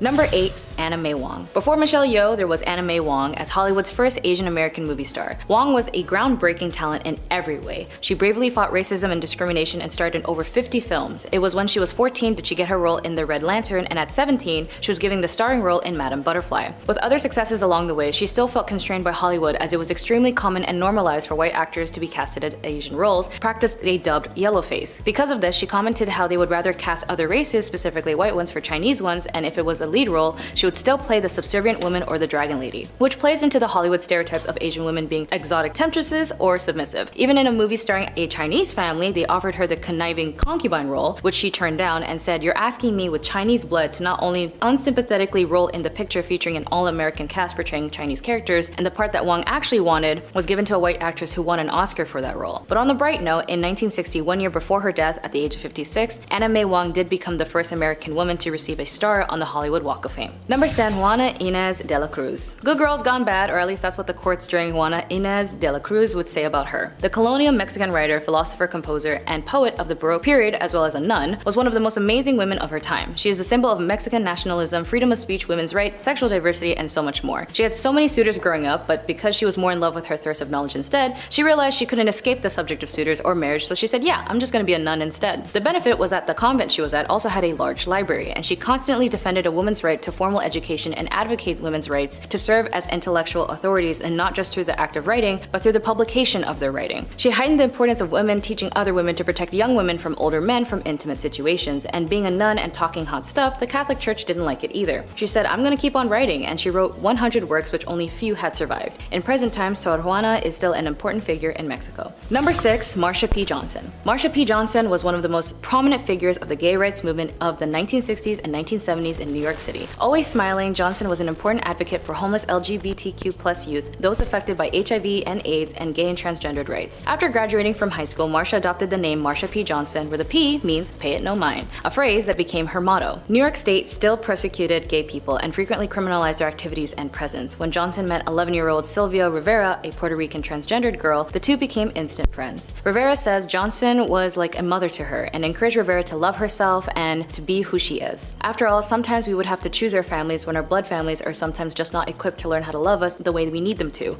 Billy Porter. Then Stonewall happened. In 1969, police raided the bar and began arresting many, mainly gay men, and when Rivera and Johnson arrived, they saw the entire place was engulfed in flames. From that moment, Stonewall galvanized the gay rights movement, and the first gay pride parade took place in 1970. Drag had saved her life as well as so many others, and Johnson was diagnosed with HIV and tried to advocate more for its awareness, as many had already lost their lives to it. Sadly, on July 6, 1992, her body was found in the Hudson River. Although police suspect she took her own life, many of her friends felt it was foul play. Hundreds of people showed up for Marsha's funeral, as she remains one of the most recognized and admired LGBTQ+ advocates. Number 5. Joan Ruth Bader Ginsburg. Joan Ruth Bader Ginsburg was an American lawyer and jurist who served as an Associate Justice of the Supreme Court of the United States from 1993 till her death in 2020. She was the first Jewish woman and second woman to serve on the court after Sandra Day O'Connor. Her career began when she started at Cornell University and then Harvard Law, where she was the only 1 out of 9 women out of a class of 500 men. She even said that the dean at the Harvard at the time had the audacity to ask her and the other women in her class, "Why are you at Harvard school taking the place of a man?" The same dean would then reject her application to enroll for her 3rd year at Harvard, where she would then transfer to Columbia Law and graduate first in her class. She taught civil procedures as well as one of the few women in her field and spent much of her legal career as an advocate for gender equality and women's rights. Her impact and recognition have been endless and had been noted with lifetime achievements. She had changed the United States with her position in the Supreme Court, and with her drive for equality and rights, she was also known as the pop culture icon known as the notorious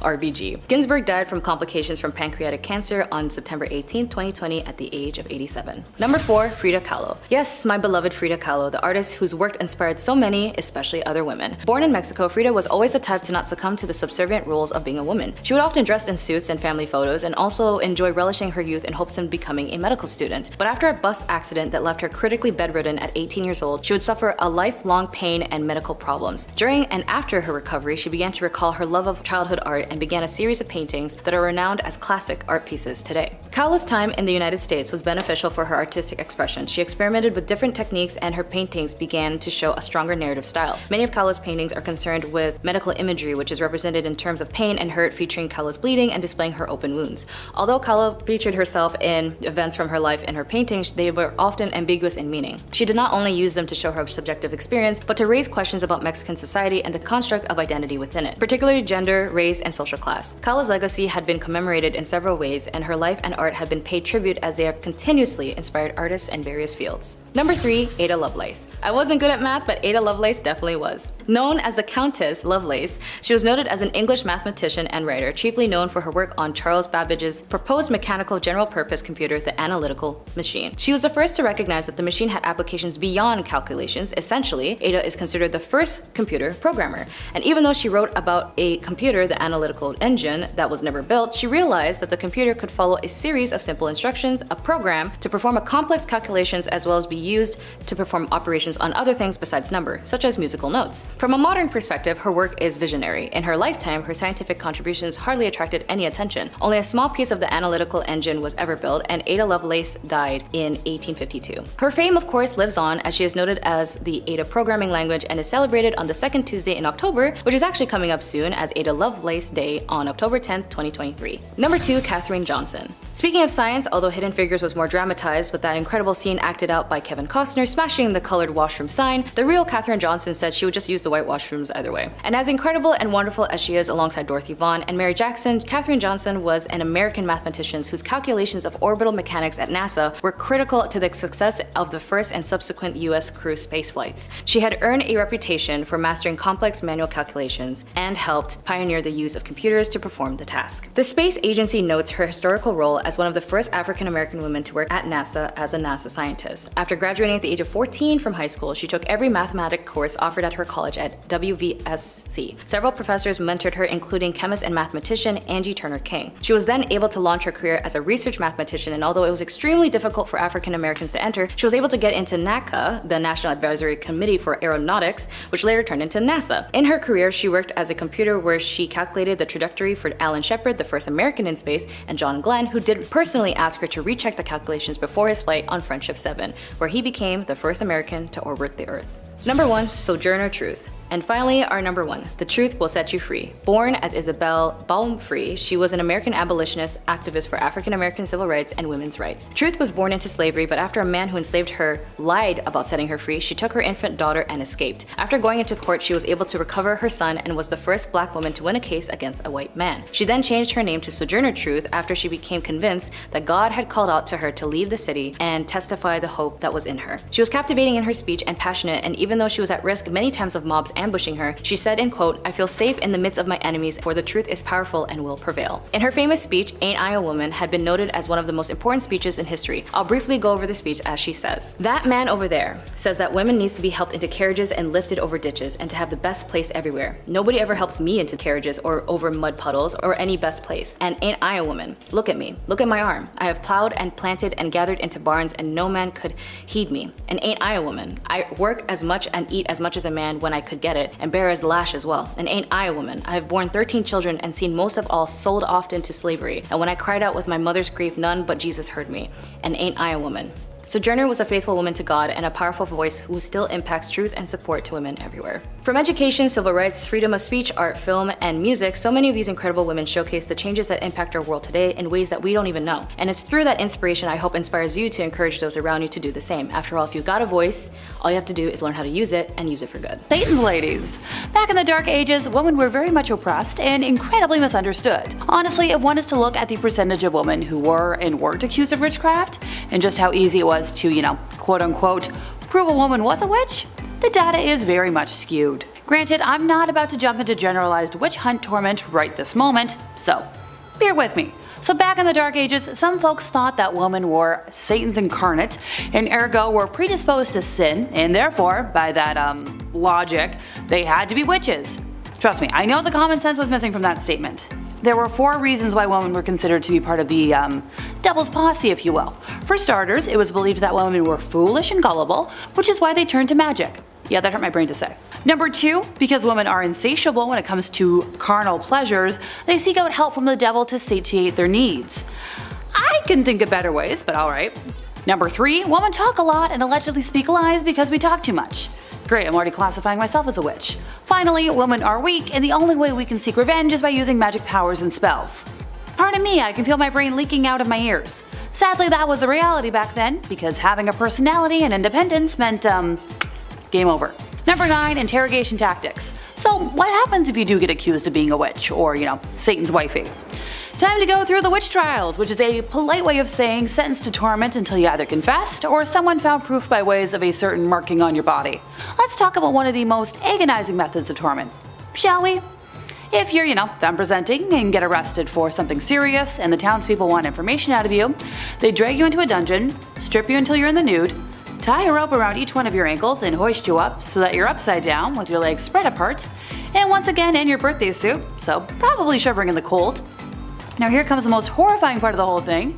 You know those saws that folks use to cut down trees? Specifically the really big ones that tend to take 2 folks to use? So one of those would be used to slice you in half from the rear to the head. Easily one of the most painful ways that you could go in my opinion. The wild thing about the saw is that it wasn't originally made for trees and then used on people. It's actually the other way around. Pardon me, I'll be shuddering for the rest of today. Number 8, that time of the month.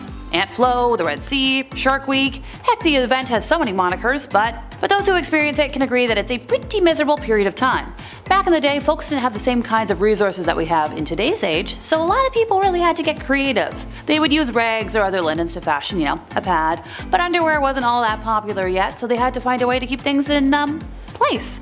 Some folks would fashion a makeshift medieval tampon of sorts where they would wrap cotton fabric around a twig, which sounds super uncomfortable if you ask me. Other folks would seek out bog moss because it was remarkably absorbent, and funny enough the name BLOOD moss became synonymous with it because of its use of treating wounds and in period products. If you didn't have access to those things, some folks would simply resort to wearing red the whole time so everything just sort of blended in. I love the lazy approach. Makes sense to me. Number 7, a ban on stripes. Might as well touch a little more on some Dark Age fashion rules. We've all met somebody in our lives who's way too concerned with what other people are wearing, but back in the Dark Ages, you actually risk the possibility of coming across some very real fashion police who are actually able to issue a fine should your fashion choices not be of the local dress code. I'm in trouble. Sometimes it wasn't even just a fine. Some serious fashion faux pas could actually lead to your imprisonment or even your death. Stripes were definitely a main culprit in these times, since striped clothing was seen as a garment of the devil. Okay, I'm good. If you need evidence, because I know that sounds wild. Specifically in 1310 in a French town, there was a local cobbler who was put to death because he'd been caught in striped clothing. Not only were members of the clergy not exempt from this rule, since they were pretty highly ranked at the time, but neither were animals. Poor zebras. They were referred to as the beasts of the devil. I'm so glad that's something that's faded with time. Number 6, quickie wedding. I'm sure we all know at least one couple that got married way too quickly in our opinion, but thankfully in today's modern age, it's relatively painless to end that, if things go bad. Heck, drive-through wedding chapels are a thing nowadays and have been for quite some time. Well, so marriage in the Dark Ages was quick and easy, but also kind of difficult to prove. If you and your loved one really wanted to get married, all you had to do was say, "We're married," and then, it's legal. Of course, this led to a whole pile of spur-of-the-moment type marriages, especially considering how schmex before marriage was widely condemned at the time. While I'm sure many people who are divorced would have preferred if their marriages were this easy, this led to people, of course, taking advantage of this difficult-to-prove thing. Women, in particular, were at risk of getting hitched to a man who might want to take you as his wife for the night, but then the following day, after getting what he wants, he'd deny ever agreeing to the union y'all had. This is why many women tried to get at least one witness to the union, just in case. Nowadays, I believe at least 2 witnesses are needed for the marriage certificate, but feel free to correct me if I'm wrong. Number 5, an uncommon plague. I know, no one wants to hear about a plague ever again after recent history, but I promise, this one isn't your typical version. The Dancing Plague of 1518, or Dance Epidemic of 1518, was a case of dancing mania that occurred in what is now known as France, from July of 1518 to September. The outbreak began when a woman by the name of Fro Trofea began to dance fervently in the street for a week straight. Oh, my poor ankles. Soon, 3 dozen others joined in on the dancing chaos, with the plague claiming 400 victims by August. By early September, the outbreak began to subside as the dancers were sent to a mountain shrine to pray for absolution. Guess we found our fellows took inspiration. It's unsure just how many, but a small number of victims actually did pass from this epidemic, which is wild. Historical documents, including physician notes, cathedral sermons, local and regional chronicles, and even notes issued by the city council are clear that the victims danced, but nobody knows why. There are many theories behind the phenomenon, the most popular being stress-induced mass hysteria. Other theories include ergot and religious explanations. It'd be interesting to see if this ever pops up again in modern times with how stress levels are these days. Hey look, sometimes a girl just wants a flash dance moment without judgment, okay? Number 4, divorce by combat. Yeah, so people could get divorced, but it was a heck of a process. Divorce by combat appears to have been a form of trial by combat, which was when accusations were dealt with between 2 parties where there were no witnesses or a confession, and whoever won the duel was deemed to be right. The rules for a divorce by combat, as we know it, come from Hans Stauffer's Fruchtbucht. I apologize if I got that wrong, which was written in 1467 and are as follows. The man would be placed in a waist-height 1 meter deep hole with one hand tied behind his back, while the woman was allowed to move freely. Both parties wore practical clothes, which is described as a one-piece bodysuit with stirrup legs. The woman was armed with 3 rocks, each wrapped in a length of cloth to form a kind of swinging club. The man was given 3 normal clubs that matched the length of the woman's cloth to ensure that, their ranges were equal. The man was not allowed to leave his hole though. To further limit him, if he touched the edge of his hole with either his hand or arm, he had to surrender one of his clubs. If the woman attacked him while he was surrendering his club, she in turn forfeited one of her rocks. Yes, the rules place the man at a clear disadvantage, but it's important to remember that it's unlikely that the woman had any kind of combat training. Furthermore, in any kind of physical contest, it is likely the male would have had an advantage in size and strength at the time. So the handicaps placed on the man were to try and make the fight as fair as possible. Which, it's pretty impressive for the time period. The conditions for victory, though, are unclear. Some historians believe that it was unlikely that the fights were to the death. Instead, it was probably down to whoever was judging this thing to decide when one of the fighters had been incapacitated. Since both parties were hitting each other with big blunt objects, it seems likely that many trials ended with one party being knocked unconscious. Thankfully, divorces are a lot less lethal today. Mostly. Number 3, toothworms. So dentists weren't common in the Dark Ages, but barbers were, and wound up being a one-stop shop for quite a few different services. This guy did it all. Cavity, toothaches, teeth worms, you name it, or in a lot of cases, bullet. Barbers were responsible for cutting hair, pulling teeth, red fluid letting, your classic 3-in-1 appointment. So much more efficient than the silly 2-in-1 shampoo and conditioner combos we have today. This was like the peak of efficiency. Instead of brushing your teeth with tooth tunes, back then you'd rub your teeth and gums with a rough linen. A few recipes have been discovered for pastes and powders to freshen breath, otherwise you were looking at less and less teeth as time went on. As a society, we've gone from powdered charcoal to charcoal toothpaste, which is kinda neat. As time went on, mouthwashes were made from herbs and spices steeped in wine or vinegar and guaranteed fresh breath, but I'll stick with my Crest mouthwash. Thanks! Number 2, no pleasure during procreation. Now, some of you watching might know all about the hanky-panky, and some of you might not. But regardless, you probably know that people do it for fun more than they tend to do it to create a descendant. That's why we as a society have invented things like condoms. Because trying for a spawn is only fun when you really want to. And you shouldn't have to worry about, knocking boots and accidentally creating life. But back in the Dark Ages there was a law that you were not allowed to get down and dirty unless it was for the purpose of, have an offspring. And you weren't allowed to experience any kind of pleasure when you were doing it, even if it was for the purpose of creating new life. It's like telling somebody to eat food, but you're not allowed to taste anything or enjoy your food. I believe it was one of those rules that people claimed came from God and used for their own uppity bias. There's plenty of those still in place today that I'm constantly rolling my eyes at, but this isn't the time or place for my venting.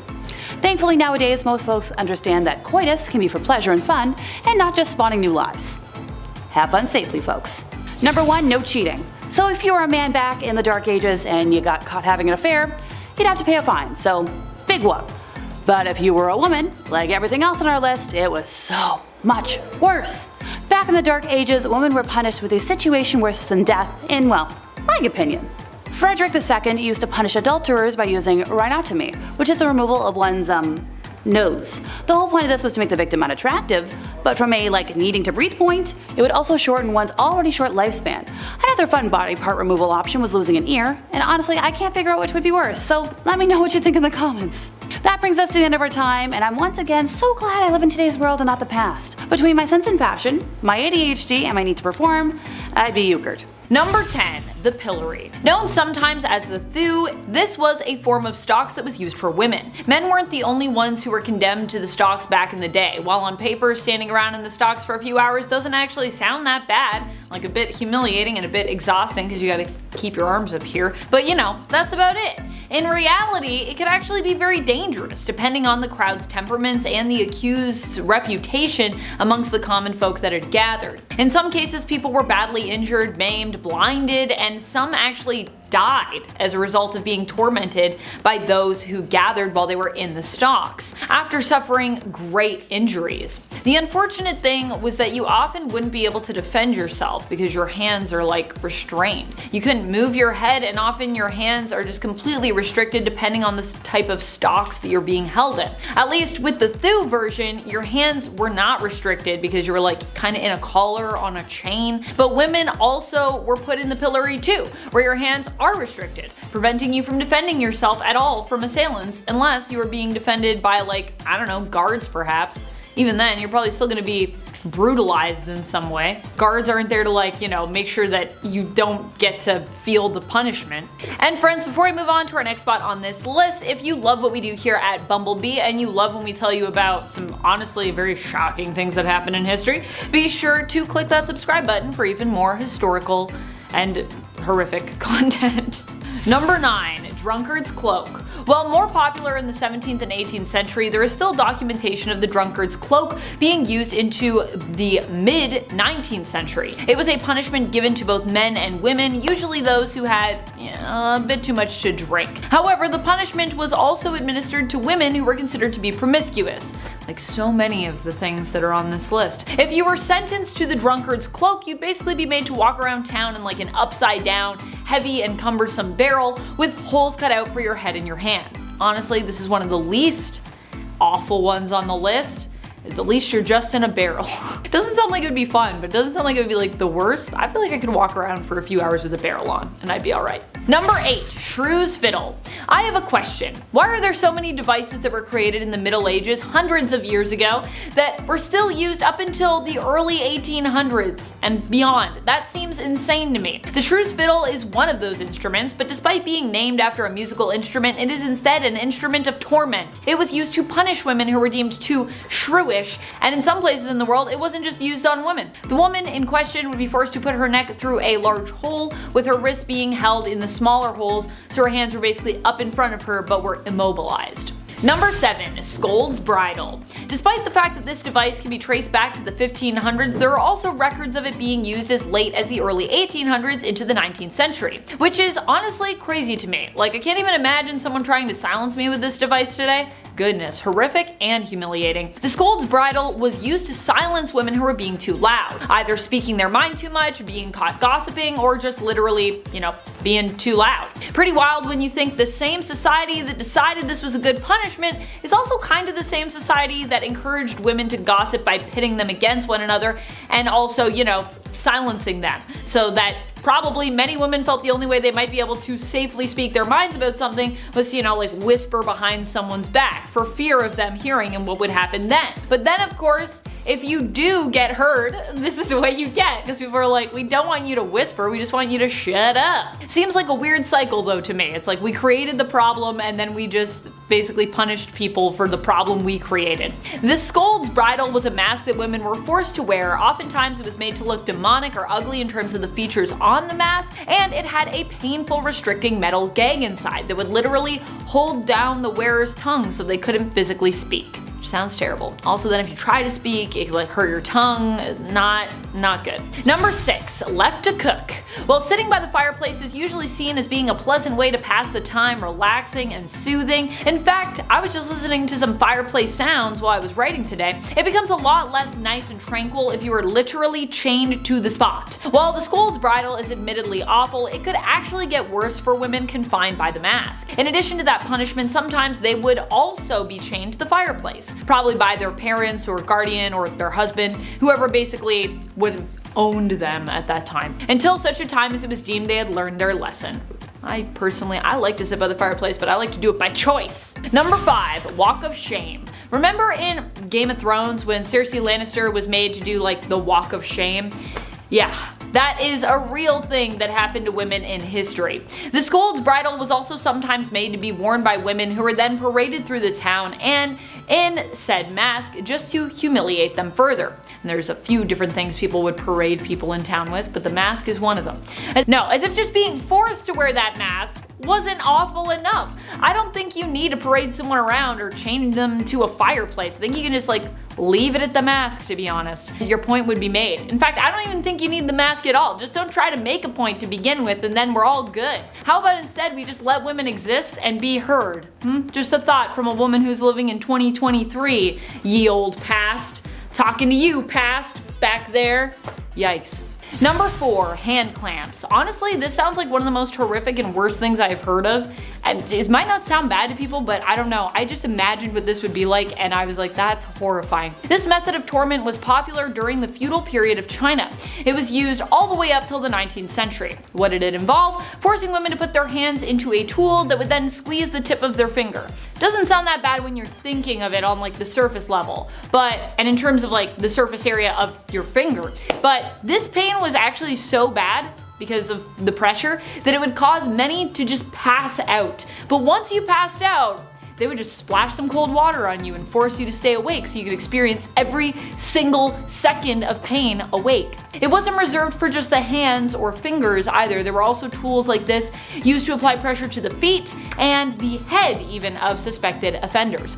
Yeah, this method of course wasn't even safe for people who were convicted of adultery, which honestly I don't even think you should torment people physically like this anyways, or mentally, even if they're guilty of it. Let's just be adults and move on. It was used on both guilty and innocent folks. I am sure, I'm 100% positive. All you had to do was be suspected of adultery for this brutal form of punishment to be administered. So you don't even need any, back then I don't even think people had proof. They were just like, I have a feeling, so do something terrible to this woman. Number 3. Ducking stool. Despite being more well known for its use during witch trials, the ducking stool was also something that was used to torment women in the 19th century as well. In fact, documentation of its use exists from as late as 1896. That seems pretty late to me. That's wild. Although I obviously wasn't alive at that time and it was over 100 years ago now, it does not feel that long ago relative to our history and time spent on this earth. Oh boy. A ducking stool was basically a chair, a variation of another stool type used to humiliate people. However, in the case of the ducking stool, you were more than humiliated, you could actually die. Women would be tied to the ducking stool, basically a chair, and then lowered into the water.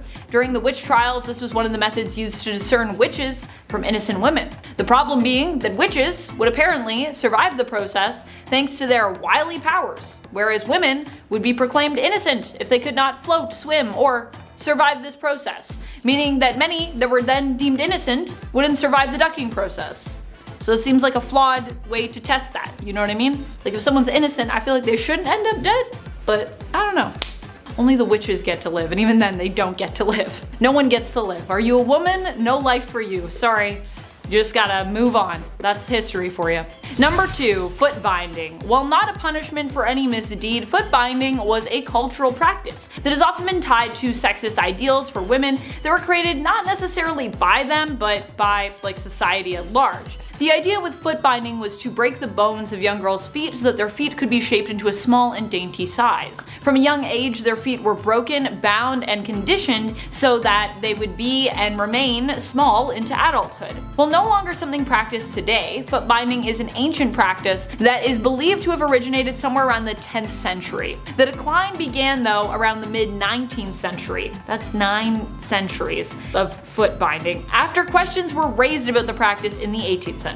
Number 1, nose cutting. Probably one of the most brutal punishments out there for suspected adultery or promiscuity is the method of nose and ear cutting. This is when women have their noses and/or their ears removed. This is done to disfigure the woman and take away the power of her beauty as punishment for whatever misdeed she's accused of. In many cases, women have been punished in this way without even actually being proven to have done anything that is even deemed wrong by whatever moral code you're subscribing to, by whatever whack moral code you are subscribing to. Some women have even been punished this way simply for defending or protecting themselves or others. Typically, nose cutting is reserved as a punishment for women. It happened not just in the 19th century, but before and even after that as well. Such as the first one to make me puke, number 10, denailing. It's one of those torment styles I feel needs no explanation. The name kinda says it all, but to include you in the horror, the definition of denailing is the forcible extraction of fingernails or toenails or both. And man, was it a favorite method of the medieval times. And a fun fact I learned, the term cutting it to the quick actually originates with this horrible punishment. The quick is the nickname for the fingernail skin, aka hypocochium. So when you're cutting it to the quick, you're digging up someone's fingernails. In its simplest form, denailing was done by first constraining the prisoner on whatever tabletop or chair, whatever you got ready to tie a person to. Then metal forceps or pliers, often heated over fire until red hot, grasp each nail at its edge and tear it from its nail or toe bed. Okay, Ma, this right here is why I am okay with the fact you never broke my nail biting habit. Unfortunately for me, the other variant of this would have still worked because in version 2, they wedged something under the nail first and then hit it inwards to separate the nail from its bed. This was a favored method of the medieval German witch hunters who would dip the wooden skewers in boiling sulfur before wedging them in, which would burn the incredibly sensitive flesh of the underside of the nail. When enough skewers have been driven home to ply each nail loose from the bed, only then is the nail torn from the root with a pair of pliers. Okay, one and done. Let's hit number 9, which is stocks. And just like the stock market, it's scary and confusing. The people involved are sitting on their ass. Sorry, the joke was there, I had to go for it. So, stock is both physical torment and public humiliation, the best of both types of medieval punishments. Okay, so you know that thing where they bend you over and they put your head and your wrists in it like this, as seen in the beautiful period piece Shrek? The stocks are similar, but for your feet. Difference is that a person is placed in the stocks sitting with their legs extended in front of them and their feet are locked into place. Sometimes their hands or their head might be chained for funsies too, but overall they're left lying on the ground, or if they're lucky they have something under their butt. Stocks could be found in the most public places available, where a town crier would come out shaking that big ass bell and telling the bored masses they could contribute to punishing offenders against the standard of conduct of the time, aka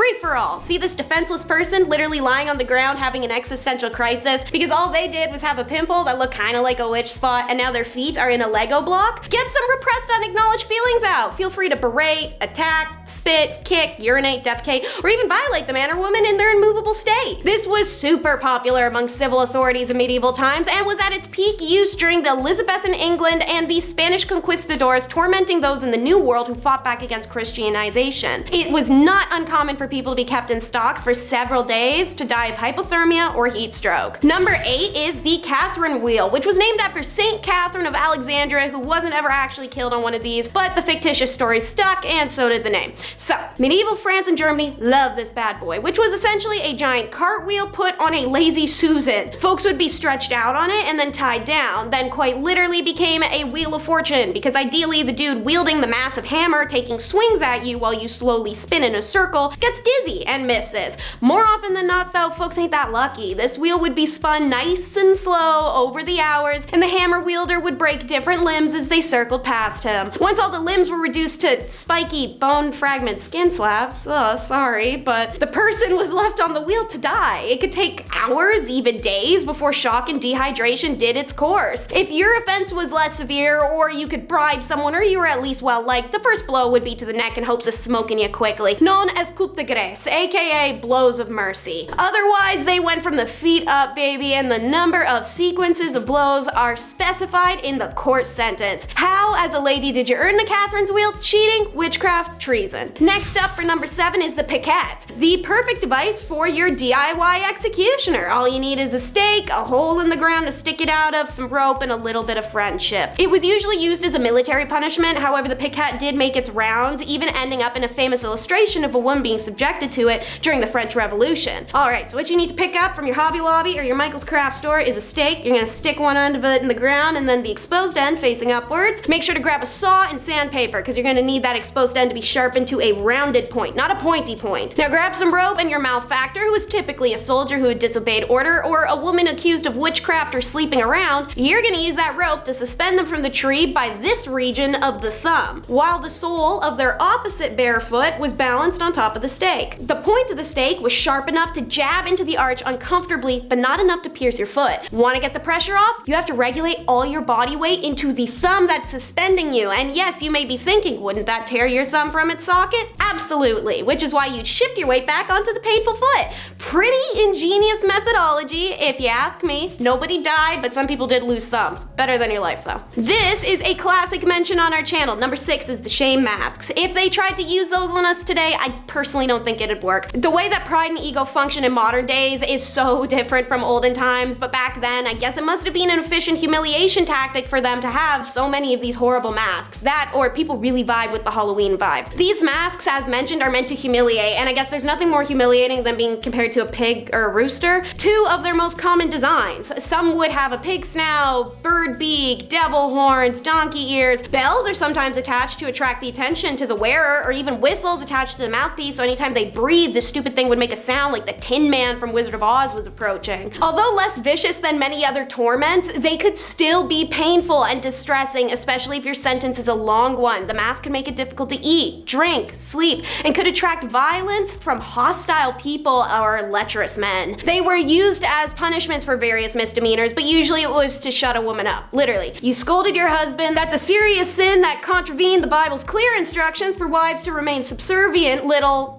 Well, I was gonna say Barbie dolls, but maybe after the movie, it's Kens. Number 5 is also used to shut wives and women up. It's the shrews, fiddle, and fife. But I could be wrong. It could be pronounced fife, like the country, or fief, like thief. Cannot tell for the life of me. Anyways, you've heard the boring shrews scold 100 times. I'm here to bring you a new exciting product if you want to publicly shame some women, but also simultaneously make it look like they're starting medieval times' most vibing jazz band. The shrews fiddle, or shame fiddle, was a wooden contraption shaped roughly like a fiddle, or a fife, or fief, or whatever it is, which is a type of flute that acted like a portable stalks for your fingers and your neck. The shame flute was specifically designed to punish those who made bad music. However, these shrews implements are titled after the ladies that were tossed in them constantly, people who spoke up to their husbands or argued with one another. The next 4 titles on this list, I'm not kidding, are all rippers of some kind. We're gonna start with number 4, the chest ripper. If I instinctually put my hands on my chest while we're talking, you will understand why why in a second. This was a device made specifically and only for women to destroy a very specific aspect of femininity and thus remove what the medieval people perceived to be her desirability. And man, did these dudes have a weird ass fixation on doing stuff to breasts. Burned, brand, carved, or simply amputated. This is called sensual torture, but swap the N and the S for the letter X. It extends back to the time of ancient Rome and likely long before then too, but worst of all was a device coined in medieval England known as the breast ripper, a metal claw that pierced the flesh of the breast of the victim who was tied down and then pulled away forcibly, shredding it to pieces. It was used as both a method of punishment to mark breasts of unmarried mothers and women convinced of heresy, adultery, and hosts of other crimes, but also for interrogation, because nothing is gonna make someone confess to being a witch faster than a sociopath with a giant pair of tongs. Number 3 is a rear ripper. It's unlikely, but if there was anything worse than the breast ripper, it's probably the pair of anguish. Recognizable now from video games and movies and leather bedrooms with red latex accents, this pear-shaped device was one of the many horrific devices that made it to the modern world, but was reborn with better purposes. A few medical devices have taken a page out of its book, such as the dreaded thing they use at gynecology appointments, and some birthing and colonoscopy gear.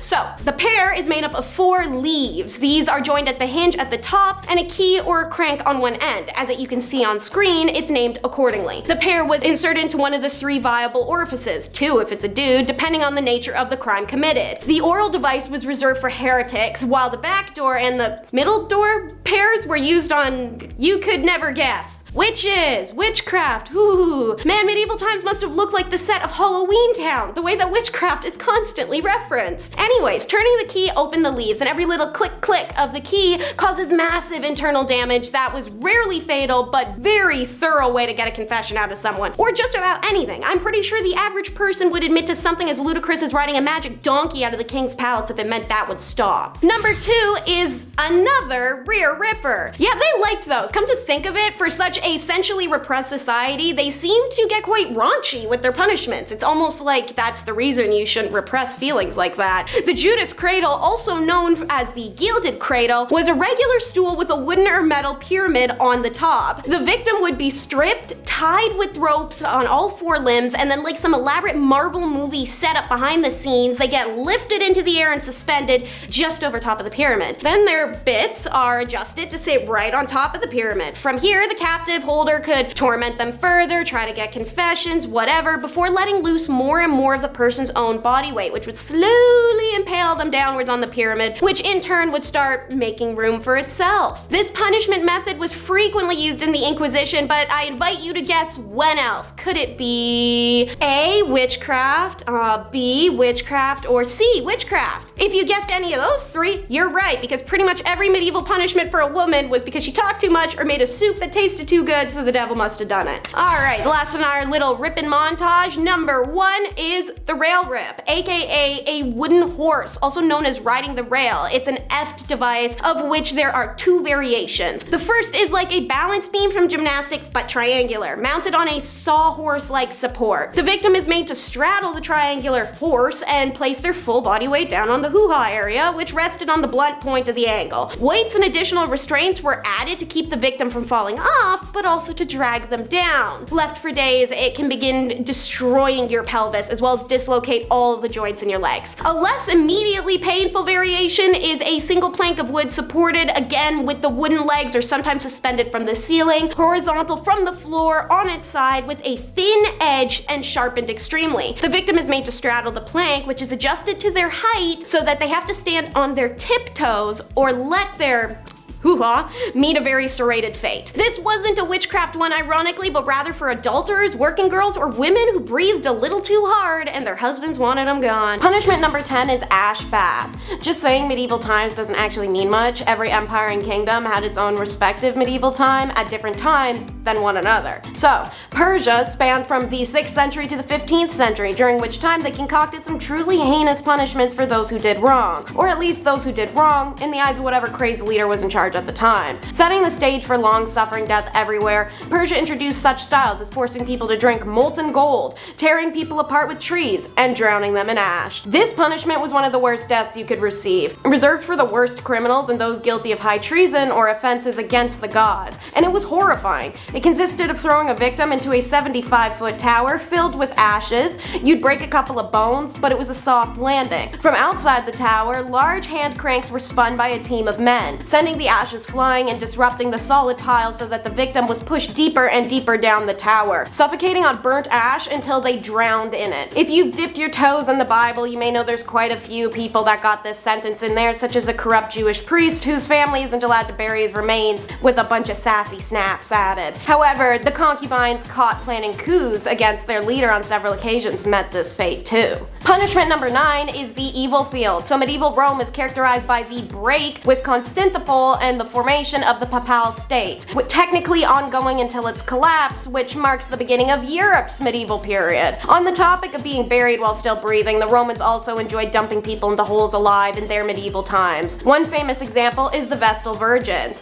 the priestesses of the hearth goddess Vesta who were sworn to chastity. However, should they break that chastity vow, they had a special acre of grass dedicated just to burying them alive. Like most deaths, Romans like to make a big show of it, and the Vestal breaking her virginity vow would naturally be the Sunday matinee. They had an entire little ritual. She'd be carried on a litter throughout the city in the nude until they reached the Campus Secularis, aka the evil field. There, an underground chamber awaited in which she'd be lowered into and sealed inside alive. There was only one ever known instance in Roman history where a Vestal Virgin wasn't slain for breaking her vows. That would be Julia Aquilia Severa, the wife, then ex-wife, then wife again, of Emperor Elagabalus. It's believed that Julia remained with him until they were killed in the year 222, but who's to say they put Julia in the ground after. Punishment number 8 is the finger cinch. China's medieval period was between the fall of the Han Dynasty in 220 CE and the fall of the Mongol Dynasty in 1368 CE. Famous in the Chinese feudal dynasty, this form of punishment was specifically made for the woman who did not obey her master's command. Master can be taken literally, should it be a concubine or a servant, but also figuratively like her parents or husband. The offenders have to put their fingers inside a specialized tool which look like interlocking combs. The device would then squeeze the fingertips, causing immense pain and loss of circulation. If the victim faints, ice water would be thrown on her as a wake-up call. The punishment would continue until the victim was deprived of all their strength. The device was prepared in every shape and size to crush the fingers of any female, so she may ultimately surrender to male prejudice. Punishment number 7 is the Four Witnesses. The Ottoman Empire was born very shortly, around 100 years at most, before the European medieval period started. As stated, it began when Rome broke from Constantinople, and thus it finished alongside the other European nations in the 16th century. How they punish adultery is akin to many cultures. Man cheats, no punishment. Woman cheats, world must be ending. The Ottoman criminal code did not distinguish between fornication and adultery. Zina was the word used for both, and both were unacceptable from a woman of any kind. And when caught in an alleged act of zina, in order to ensure the women were not wrongfully accused, the accusers were required to produce 4 witnesses of good standing that actually observed the act of intercourse as it was happening. Imagine that. You walk in on your wife in bed with your best friend. So you have to run yelling into the streets for 4 people to come right now and see them while they're still hurriedly dressing, so you have some chance of getting her punished. However, even if you do manage to pull off 4 witnesses, if the witnesses can't be found at the time of the woman's trial, then the accusing husband will be flogged 80 stripes and ignored. So what I'm hearing is, as a cheating wife,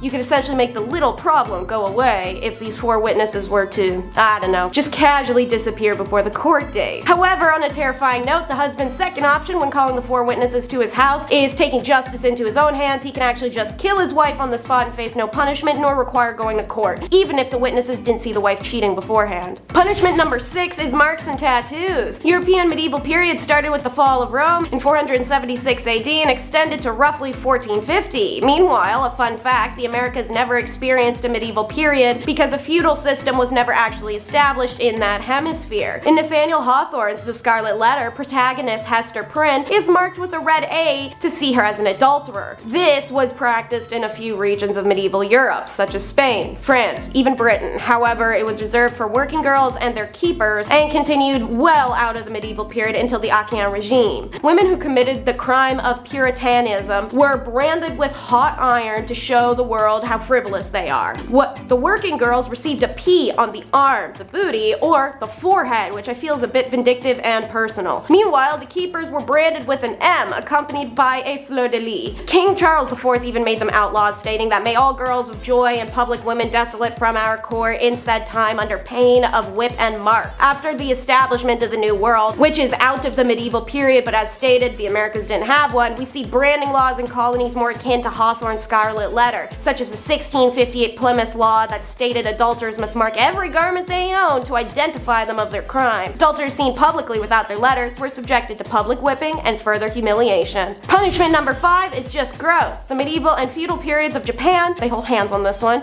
stretched from 1185 to 1603 CE, and they easily had one of the most disgusting punishments I've heard of for female adultery, suspected or confirmed. It existed from the 12th to the 9th century Japan, however it was more so practiced in remote villages. A wife accused of adultery was punished by a defacing, and this defacing was done by seed, exactly the type of seed you're thinking, so I'm going to be talking around the subject due to a graphic nature. If a husband suspected that his wife had been unfaithful, he and his friends would take her to a remote area where she'd be restrained, and the men would take turns standing above her and deface her. When the adultery isn't suspected but actually caught and confirmed, the adulteress would be led through the village naked before tied up in the center on her knees. Paper screens would be set up around her so that the men in the village who were urged to participate in this horrific act of public shaming may have privacy while they deface her. The screens only protected the men from indecency. The adulteress would remain exposed for the public to see what was happening to her. Punishment number 4 is working girl. Hard to follow up that last one with anything worse or more gross, but the medieval Japan had an eye for an eye judicial system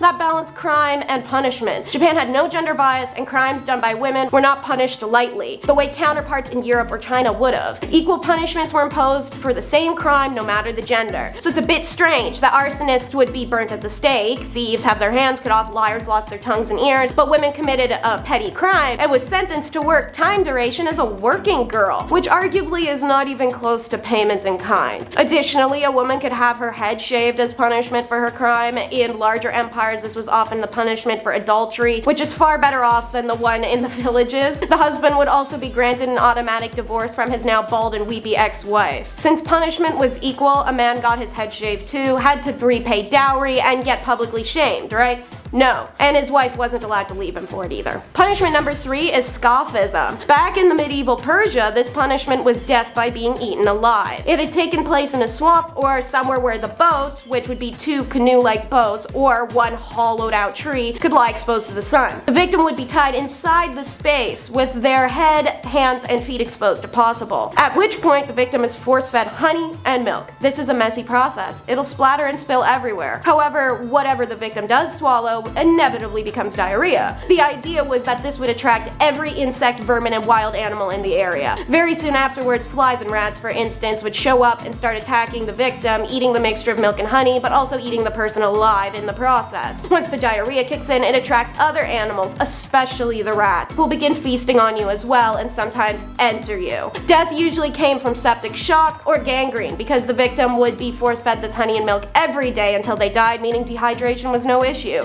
Religious fallacy, coup attempts, and adultery were all punished in this horrific manner, and many women suffered this end. Punishment number 2 is wooden horse. This device was used in Europe and Japan in the 14th to 18th centuries, making it predominant in medieval Europe. Initially, the horse was used on women accused of heresy and witchcraft. The Spanish particularly loved this crude device, and they invented it. Sometimes they even styled it to look like a horse. Its back was a triangular wedge women were forced to sit on as weights around their ankles dragged them and their rear and hoo-ha area down on the sharpened wedge. It was covered in part 1 of this video. In Japan, however, they added another particularly horrific element that was not meant to just cause some external tears and pelvic fractures the way the Europeans did, rather cause mass hemorrhaging and death. The concept is the same, wooden horse with a wedge that you'd be forced to straddle while your legs are pulled down. However, the Japanese added an appendage-like structure on the horse's back, which the woman was forced to sit on. The appendage had The appendage was studded with iron nails and could be rotated via a hand crank from beneath. Naturally, this would cause almost immediate heavy bleeding and internal damage before the crank was even turned. Many would die miserably and quickly, whereas the ones who somehow survived often only did with paralysis. This form of punishment was served on basic offenses, such as adultery or unpleasing her husband. Punishment number 1 is the chest tax. Imagine taxing someone for what's on their chest. Now imagine taxing someone for what's on their chest and for them trying to cover it. Over in India, this was a reality imposed by the king of the erstwhile state of Travancore, one of the 550 princely states that existed in British-ruled India. The chest tax was imposed on lower-class women if they covered their chest in public, and it was to discourage them from doing so. The purpose of this tax was to maintain caste structure, said Dr. Shiva KM, an associate professor of gender ecology. Social customs on clothing were tailored to a person's caste status, which meant that they could be identified by merely how they dressed. The village legend of Nangali is about a woman who supposedly cut off her girls in an effort to protest against the caste-based chest tax. Nangali belonged to the Abhava caste. Her community was required to pay the tax alongside many other lower castes, but villagers say she decided to protest by covering her chest without paying the chest tax. When the tax inspector heard she was refusing to pay the tax, he went to her house to ask her to stop breaking the law. She still refused and instead cut her girls off her chest in protest instead and presented them to the tax collector in a plantain leaf. According to the local villagers, Nangali died of excessive blood loss while her distraught husband took his life by jumping on her funeral pyre. Her act was selfless and a sacrifice that benefited all the women of Travancore and ultimately forced the king to roll back the chest tax. The chest tax caught wider attention in 2016 when BBC reported Divya Arya reported on a series of paintings by artist Murali T, a far distant relative on the legend of Nangali. He was so moved by the story and the absence of any visual documentation, he decided to paint a likeness of the act she brought upon herself. I did not want it to depict it as a bloody event. Instead, my aim was to glorify her act as an inspiration to humanity, a representation of what would command respect. In 10th place, we have loss of rights under marriage. Under English common law, a married woman lost her legal independence, she could not enter contracts or sue, and her property and obligations were mostly subsumed by those of her husband, the couple becoming a single legal entity. In less legalese, any property she might have had in her name, be it through a family holdings or being, signed over, became her husband's and not hers the moment she signed her marriage license. Also, any personal property acquired by the wife during the marriage effectively came under the full control of her husband. A married woman was unable to dispose of any property without her husband's consent, and upon divorce, women generally had no rights to any property accumulated during marriage, usually leaving them impoverished. Women were able to retain some property they possessed prior to marriage in certain cases during a divorce. Certain cases. So if your dad gifted you, say, a summer home for safety, and you wanted to divorce your husband and take back that rightfully given home for your new home, good luck getting that back. Besides the dowries, prenuptial agreements effectively allowed married women to maintain beneficial interest in her previously owned or inherited real property, which was placed under trusteeship, allowing her to have a separate income from her husband. Moral of this story: sign the damn prenup. In 9th place, we have a lack of consent in marriage. So in addition to losing your rights over whatever property you brought into the arrangement, if you are a girl like me, consent and rights over your own body didn't exist. Marriage overrode a woman's right to consent to sexual intercourse with her husband, giving him effective ownership over her body. Honestly, just add it to the dowry list. Insert man's name here is to be gifted however many gold coins, couple of cows, the right to my land, and the rights to do what he pleases with my body. Am I ever glad I live in today's day and age who have the right to look at that and say, absolutely not? Women were expected to have sex with only one man, her husband. Just imagine a husband for me here, okay? On the flip side, it was acceptable for men to have multiple partners in their life. Some husbands had lengthy affairs with other women, while their wives stayed with their husbands because divorce wasn't always an option. But if a woman had sexual contact with another man, she was seen as ruined or fallen and considered to have violated the marriage. Yeah, gotta love a double standard. Victorian literature and art was full of examples of women paying dearly for straying from moral expectations. Adulterous prejudices met tragic ends in novels, including the ones by, great writers such as Tolstoy, Flaubert, or Thomas Hardy, as opposed to the modern possibility of happiness and fulfillment from adultery. While some writers and artists showed sympathy towards women's subjugation to this double standard, some works were didactic and reinforced the cultural norm. In the Victorian era, sex was not discussed openly and honestly. Public discussions of sexual encounters and matters were met with feigned ignorance, embarrassment, and fear. One public opinion of women's sexual desires was that they were not very troubled by sexual urges. Even if women's desires were lurking, sexual experiences came with consequences for women and families. Limiting family sizes resulted in resisting sexual desires, except when a husband had desires which, as a wife, women were contracted to fulfill. To discourage premarital sexual relations, the new Poor Law provided that women bear financial responsibilities for out-of-wedlock pregnancies. In 1834, women were made legally and financially supportive of their illegitimate children. Sexual relations for women could not just be about desire and feelings. This was a luxury reserved for men. The consequences of sexual interactions for women took away the physical desires that women could possess. In 8th place, we have purity culture. The ideal Victorian woman was pure, refined, and modest. Makes me gag to say it, but here goes nothing. This ideal was supported by etiquette and manners. The etiquette extended to the pretension of never acknowledging the use of undergarments, which would be referred to as unmentionables. The discussion of such a topic, it was feared, would gravitate towards unhealthy attention on anatomical details. As one Victorian lady expressed it, "These are not things, my dear, that we speak of. Indeed, we try not even to think of them," in contrast to the modern norms of frank and constant discussion of, details.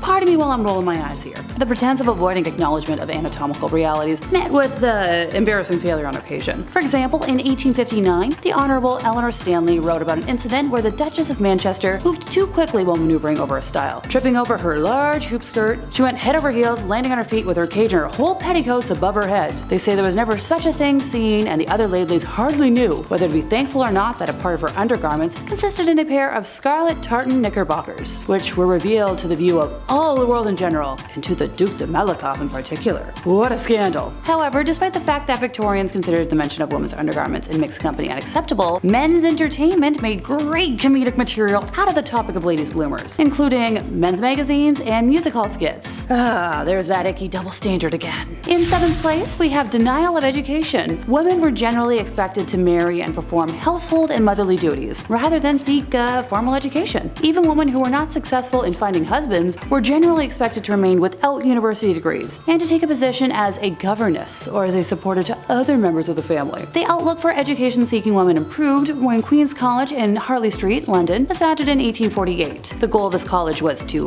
provide governesses with a marketable education, because, gotta have a governess. Later, the Cheltenham Ladies' College and other girls' public schools were founded, increasing educational opportunities for women's education and leading eventually to the development of the National Union of Women's Suffrage Societies in 1897. I'm great at entertaining the spawn of others, but I promise you all that I'm not someone you want as a mom or a teacher. Nuh-uh. In 6th place, we have lower pay. Women cannot be expected to be paid the same wage as a man for the same work, despite the fact that women were as likely as men to be married and supporting children. In 1906, the government found that the average weekly factory wage for a woman ranged from 11 cents over 3 days to 18 cents over 8 days, whereas a man's average weekly wage was around 25 cents for 9 days. Women were also preferred by many factory owners because they could be more easily induced to undergo severe bodily fatigue than men. Child minding was another necessary expense for many women working in factories. Pregnant women worked up until the day they gave birth and returned to work as soon as they were physically able. In 1891, a law was passed requiring women to take 4 weeks away from the factory work after giving birth, but many women could not afford this unpaid leave and the law remained unenforced. This point as a whole is still sadly a reality in our modern day. Many women don't make the same as men for the same jobs and are expected to do more for less. In 5th place, we have job inequality. Come on, it's not enough to pay women less. We gotta give them the crappier jobs as well. The lowest paying jobs available to working class London women were matchbox making and sorting rags in a rag factory, where flea and lice-ridden rags were to be sorted to be pulped for manufacturing paper. Needlework was the single largest paid occupation for women working from home, but the work paid little, and women often had to rent sewing machines if they could not purchase them. So where's that money going? These home manufacturing industries became known as sweated industries. The Select Committee of the House of Commons defined sweated industries in 1890 as work carried on for inadequate wages and for excessive hours in unsanitary conditions. Wow, I'm shocked. By 1906, such workers earned about a penny an hour. In 4th place, we have limitations on hobbies. Yep, because controlling a woman's body, work, and forcing her to run a household and reproduce wasn't enough. Nah. Women's physical activity was a cause of concern at the highest levels of academic research during this time. Sadly, here in Canada, physicians debated the appropriateness of women using bicycles. Remember that purity culture I mentioned a moment ago? Yeah, here we go again. A series of letters published in the Dominion Medical Monthly and Ontario Medical Journal in 1896 expressed concern that women seated on a bicycle seat could have an organ. Oh no. Fearful of unleashing and creating a nation of oversexed females, some physicians urged colleagues to encourage women to give up modern dangers and continue to pursue traditional leisure pursuits. Seriously? However, not all medical colleagues were convinced of the link between cycling and orgasms, and this debate on women's leisure activities continued well into the 20th century. In the early part of the 19th century, it was believed that physical activity was dangerous and inappropriate for women. Girls were taught to reserve their delicate health for the express purpose of birthing healthy children, and one of these considered benefits of the corset was to restrict respiration. Don't worry, I'll get back to corset hell and myths in just a moment. Furthermore, the physiological differences between the sexes helped to reinforce the societal inequality. An anonymous female writer was able to contend that women were not intended to fill male roles because women are, as a rule, physically smaller and weaker than men. Their brain is much lighter, and they are in every way unfitted for the same amount of bodily or mental labor that men are able to undertake. Well, pardon me and my tiny brain. Can I be excused and paid to go sit on a fainting couch? In third place, we have corset trends. I'm gonna start this by making sure everyone knows that I'm emphasizing the harmful trends, not dismissing corsets as a whole. I'm personally a huge fan of corsets and various historical shapewear, since when worn properly, they're actually quite comfortable and beneficial to one's health and posture. Improperly worn corsets, or ones worn too tight, can cause a variety of problems, and my displaced ribs are a sad example of that. Anyhow, allow me to continue before I sidetrack myself to infinity and beyond. Victorian women's clothing followed trends that emphasized elaborate dresses, skirts with wide volume created by the use of layered materials such as crinolines, hoop skirt frames, and heavy fabrics. The ideal silhouette of the time demanded a narrow waist, which was accomplished by constricting the abdomen with a tightly laced corset. While the silhouette was striking, and the dresses themselves were often exquisitely detailed creations, the fashions weren't ideal. At best, they restricted women's movements, and at worst, they had a harmful effect on women's health. Physicians turned their attention to the use of corsets and determined that they caused several medical problems: compression of the thorax, restricted breathing, organ displacement, poor circulation, and prolapsed uterus. Oh no, can't harm that baby-making factory. Articles advocating the reform of women's clothing by the British National Health Society, the Ladies' Dress Association, and the Rational Dress Society were reprinted in the Canada Lancet, Canada's medical journal. Nowadays, corsets are a choice, not a necessity, and I often prefer them over the more popular underwire bra. In second place, we have Magdalene Asylums. So Magdalene Asylums, also known as Magdalene Laundries, were initially Protestant, but later mostly Roman Catholic institutions that operated from the 18th to the late 20th centuries to house fallen women. The institutions were named after the biblical figure Mary Magdalene, who in earlier centuries characterized as a reformed Lady of the Night. The term referred to female sexual promiscuity or work in undesirable fields, young women who became pregnant outside of marriage, or young women who just didn't have familial support. They were required to work without pay. Apart from meager food provisions, the institutions operated large commercial laundries, serving customers outside of their bases. Many of these laundries were effectively operated as penitentiary workhouses. The strict regimes of the institutions were often more severe than those found in prisons. This contradicted the perceived outlook that they were meant to help women, as opposed to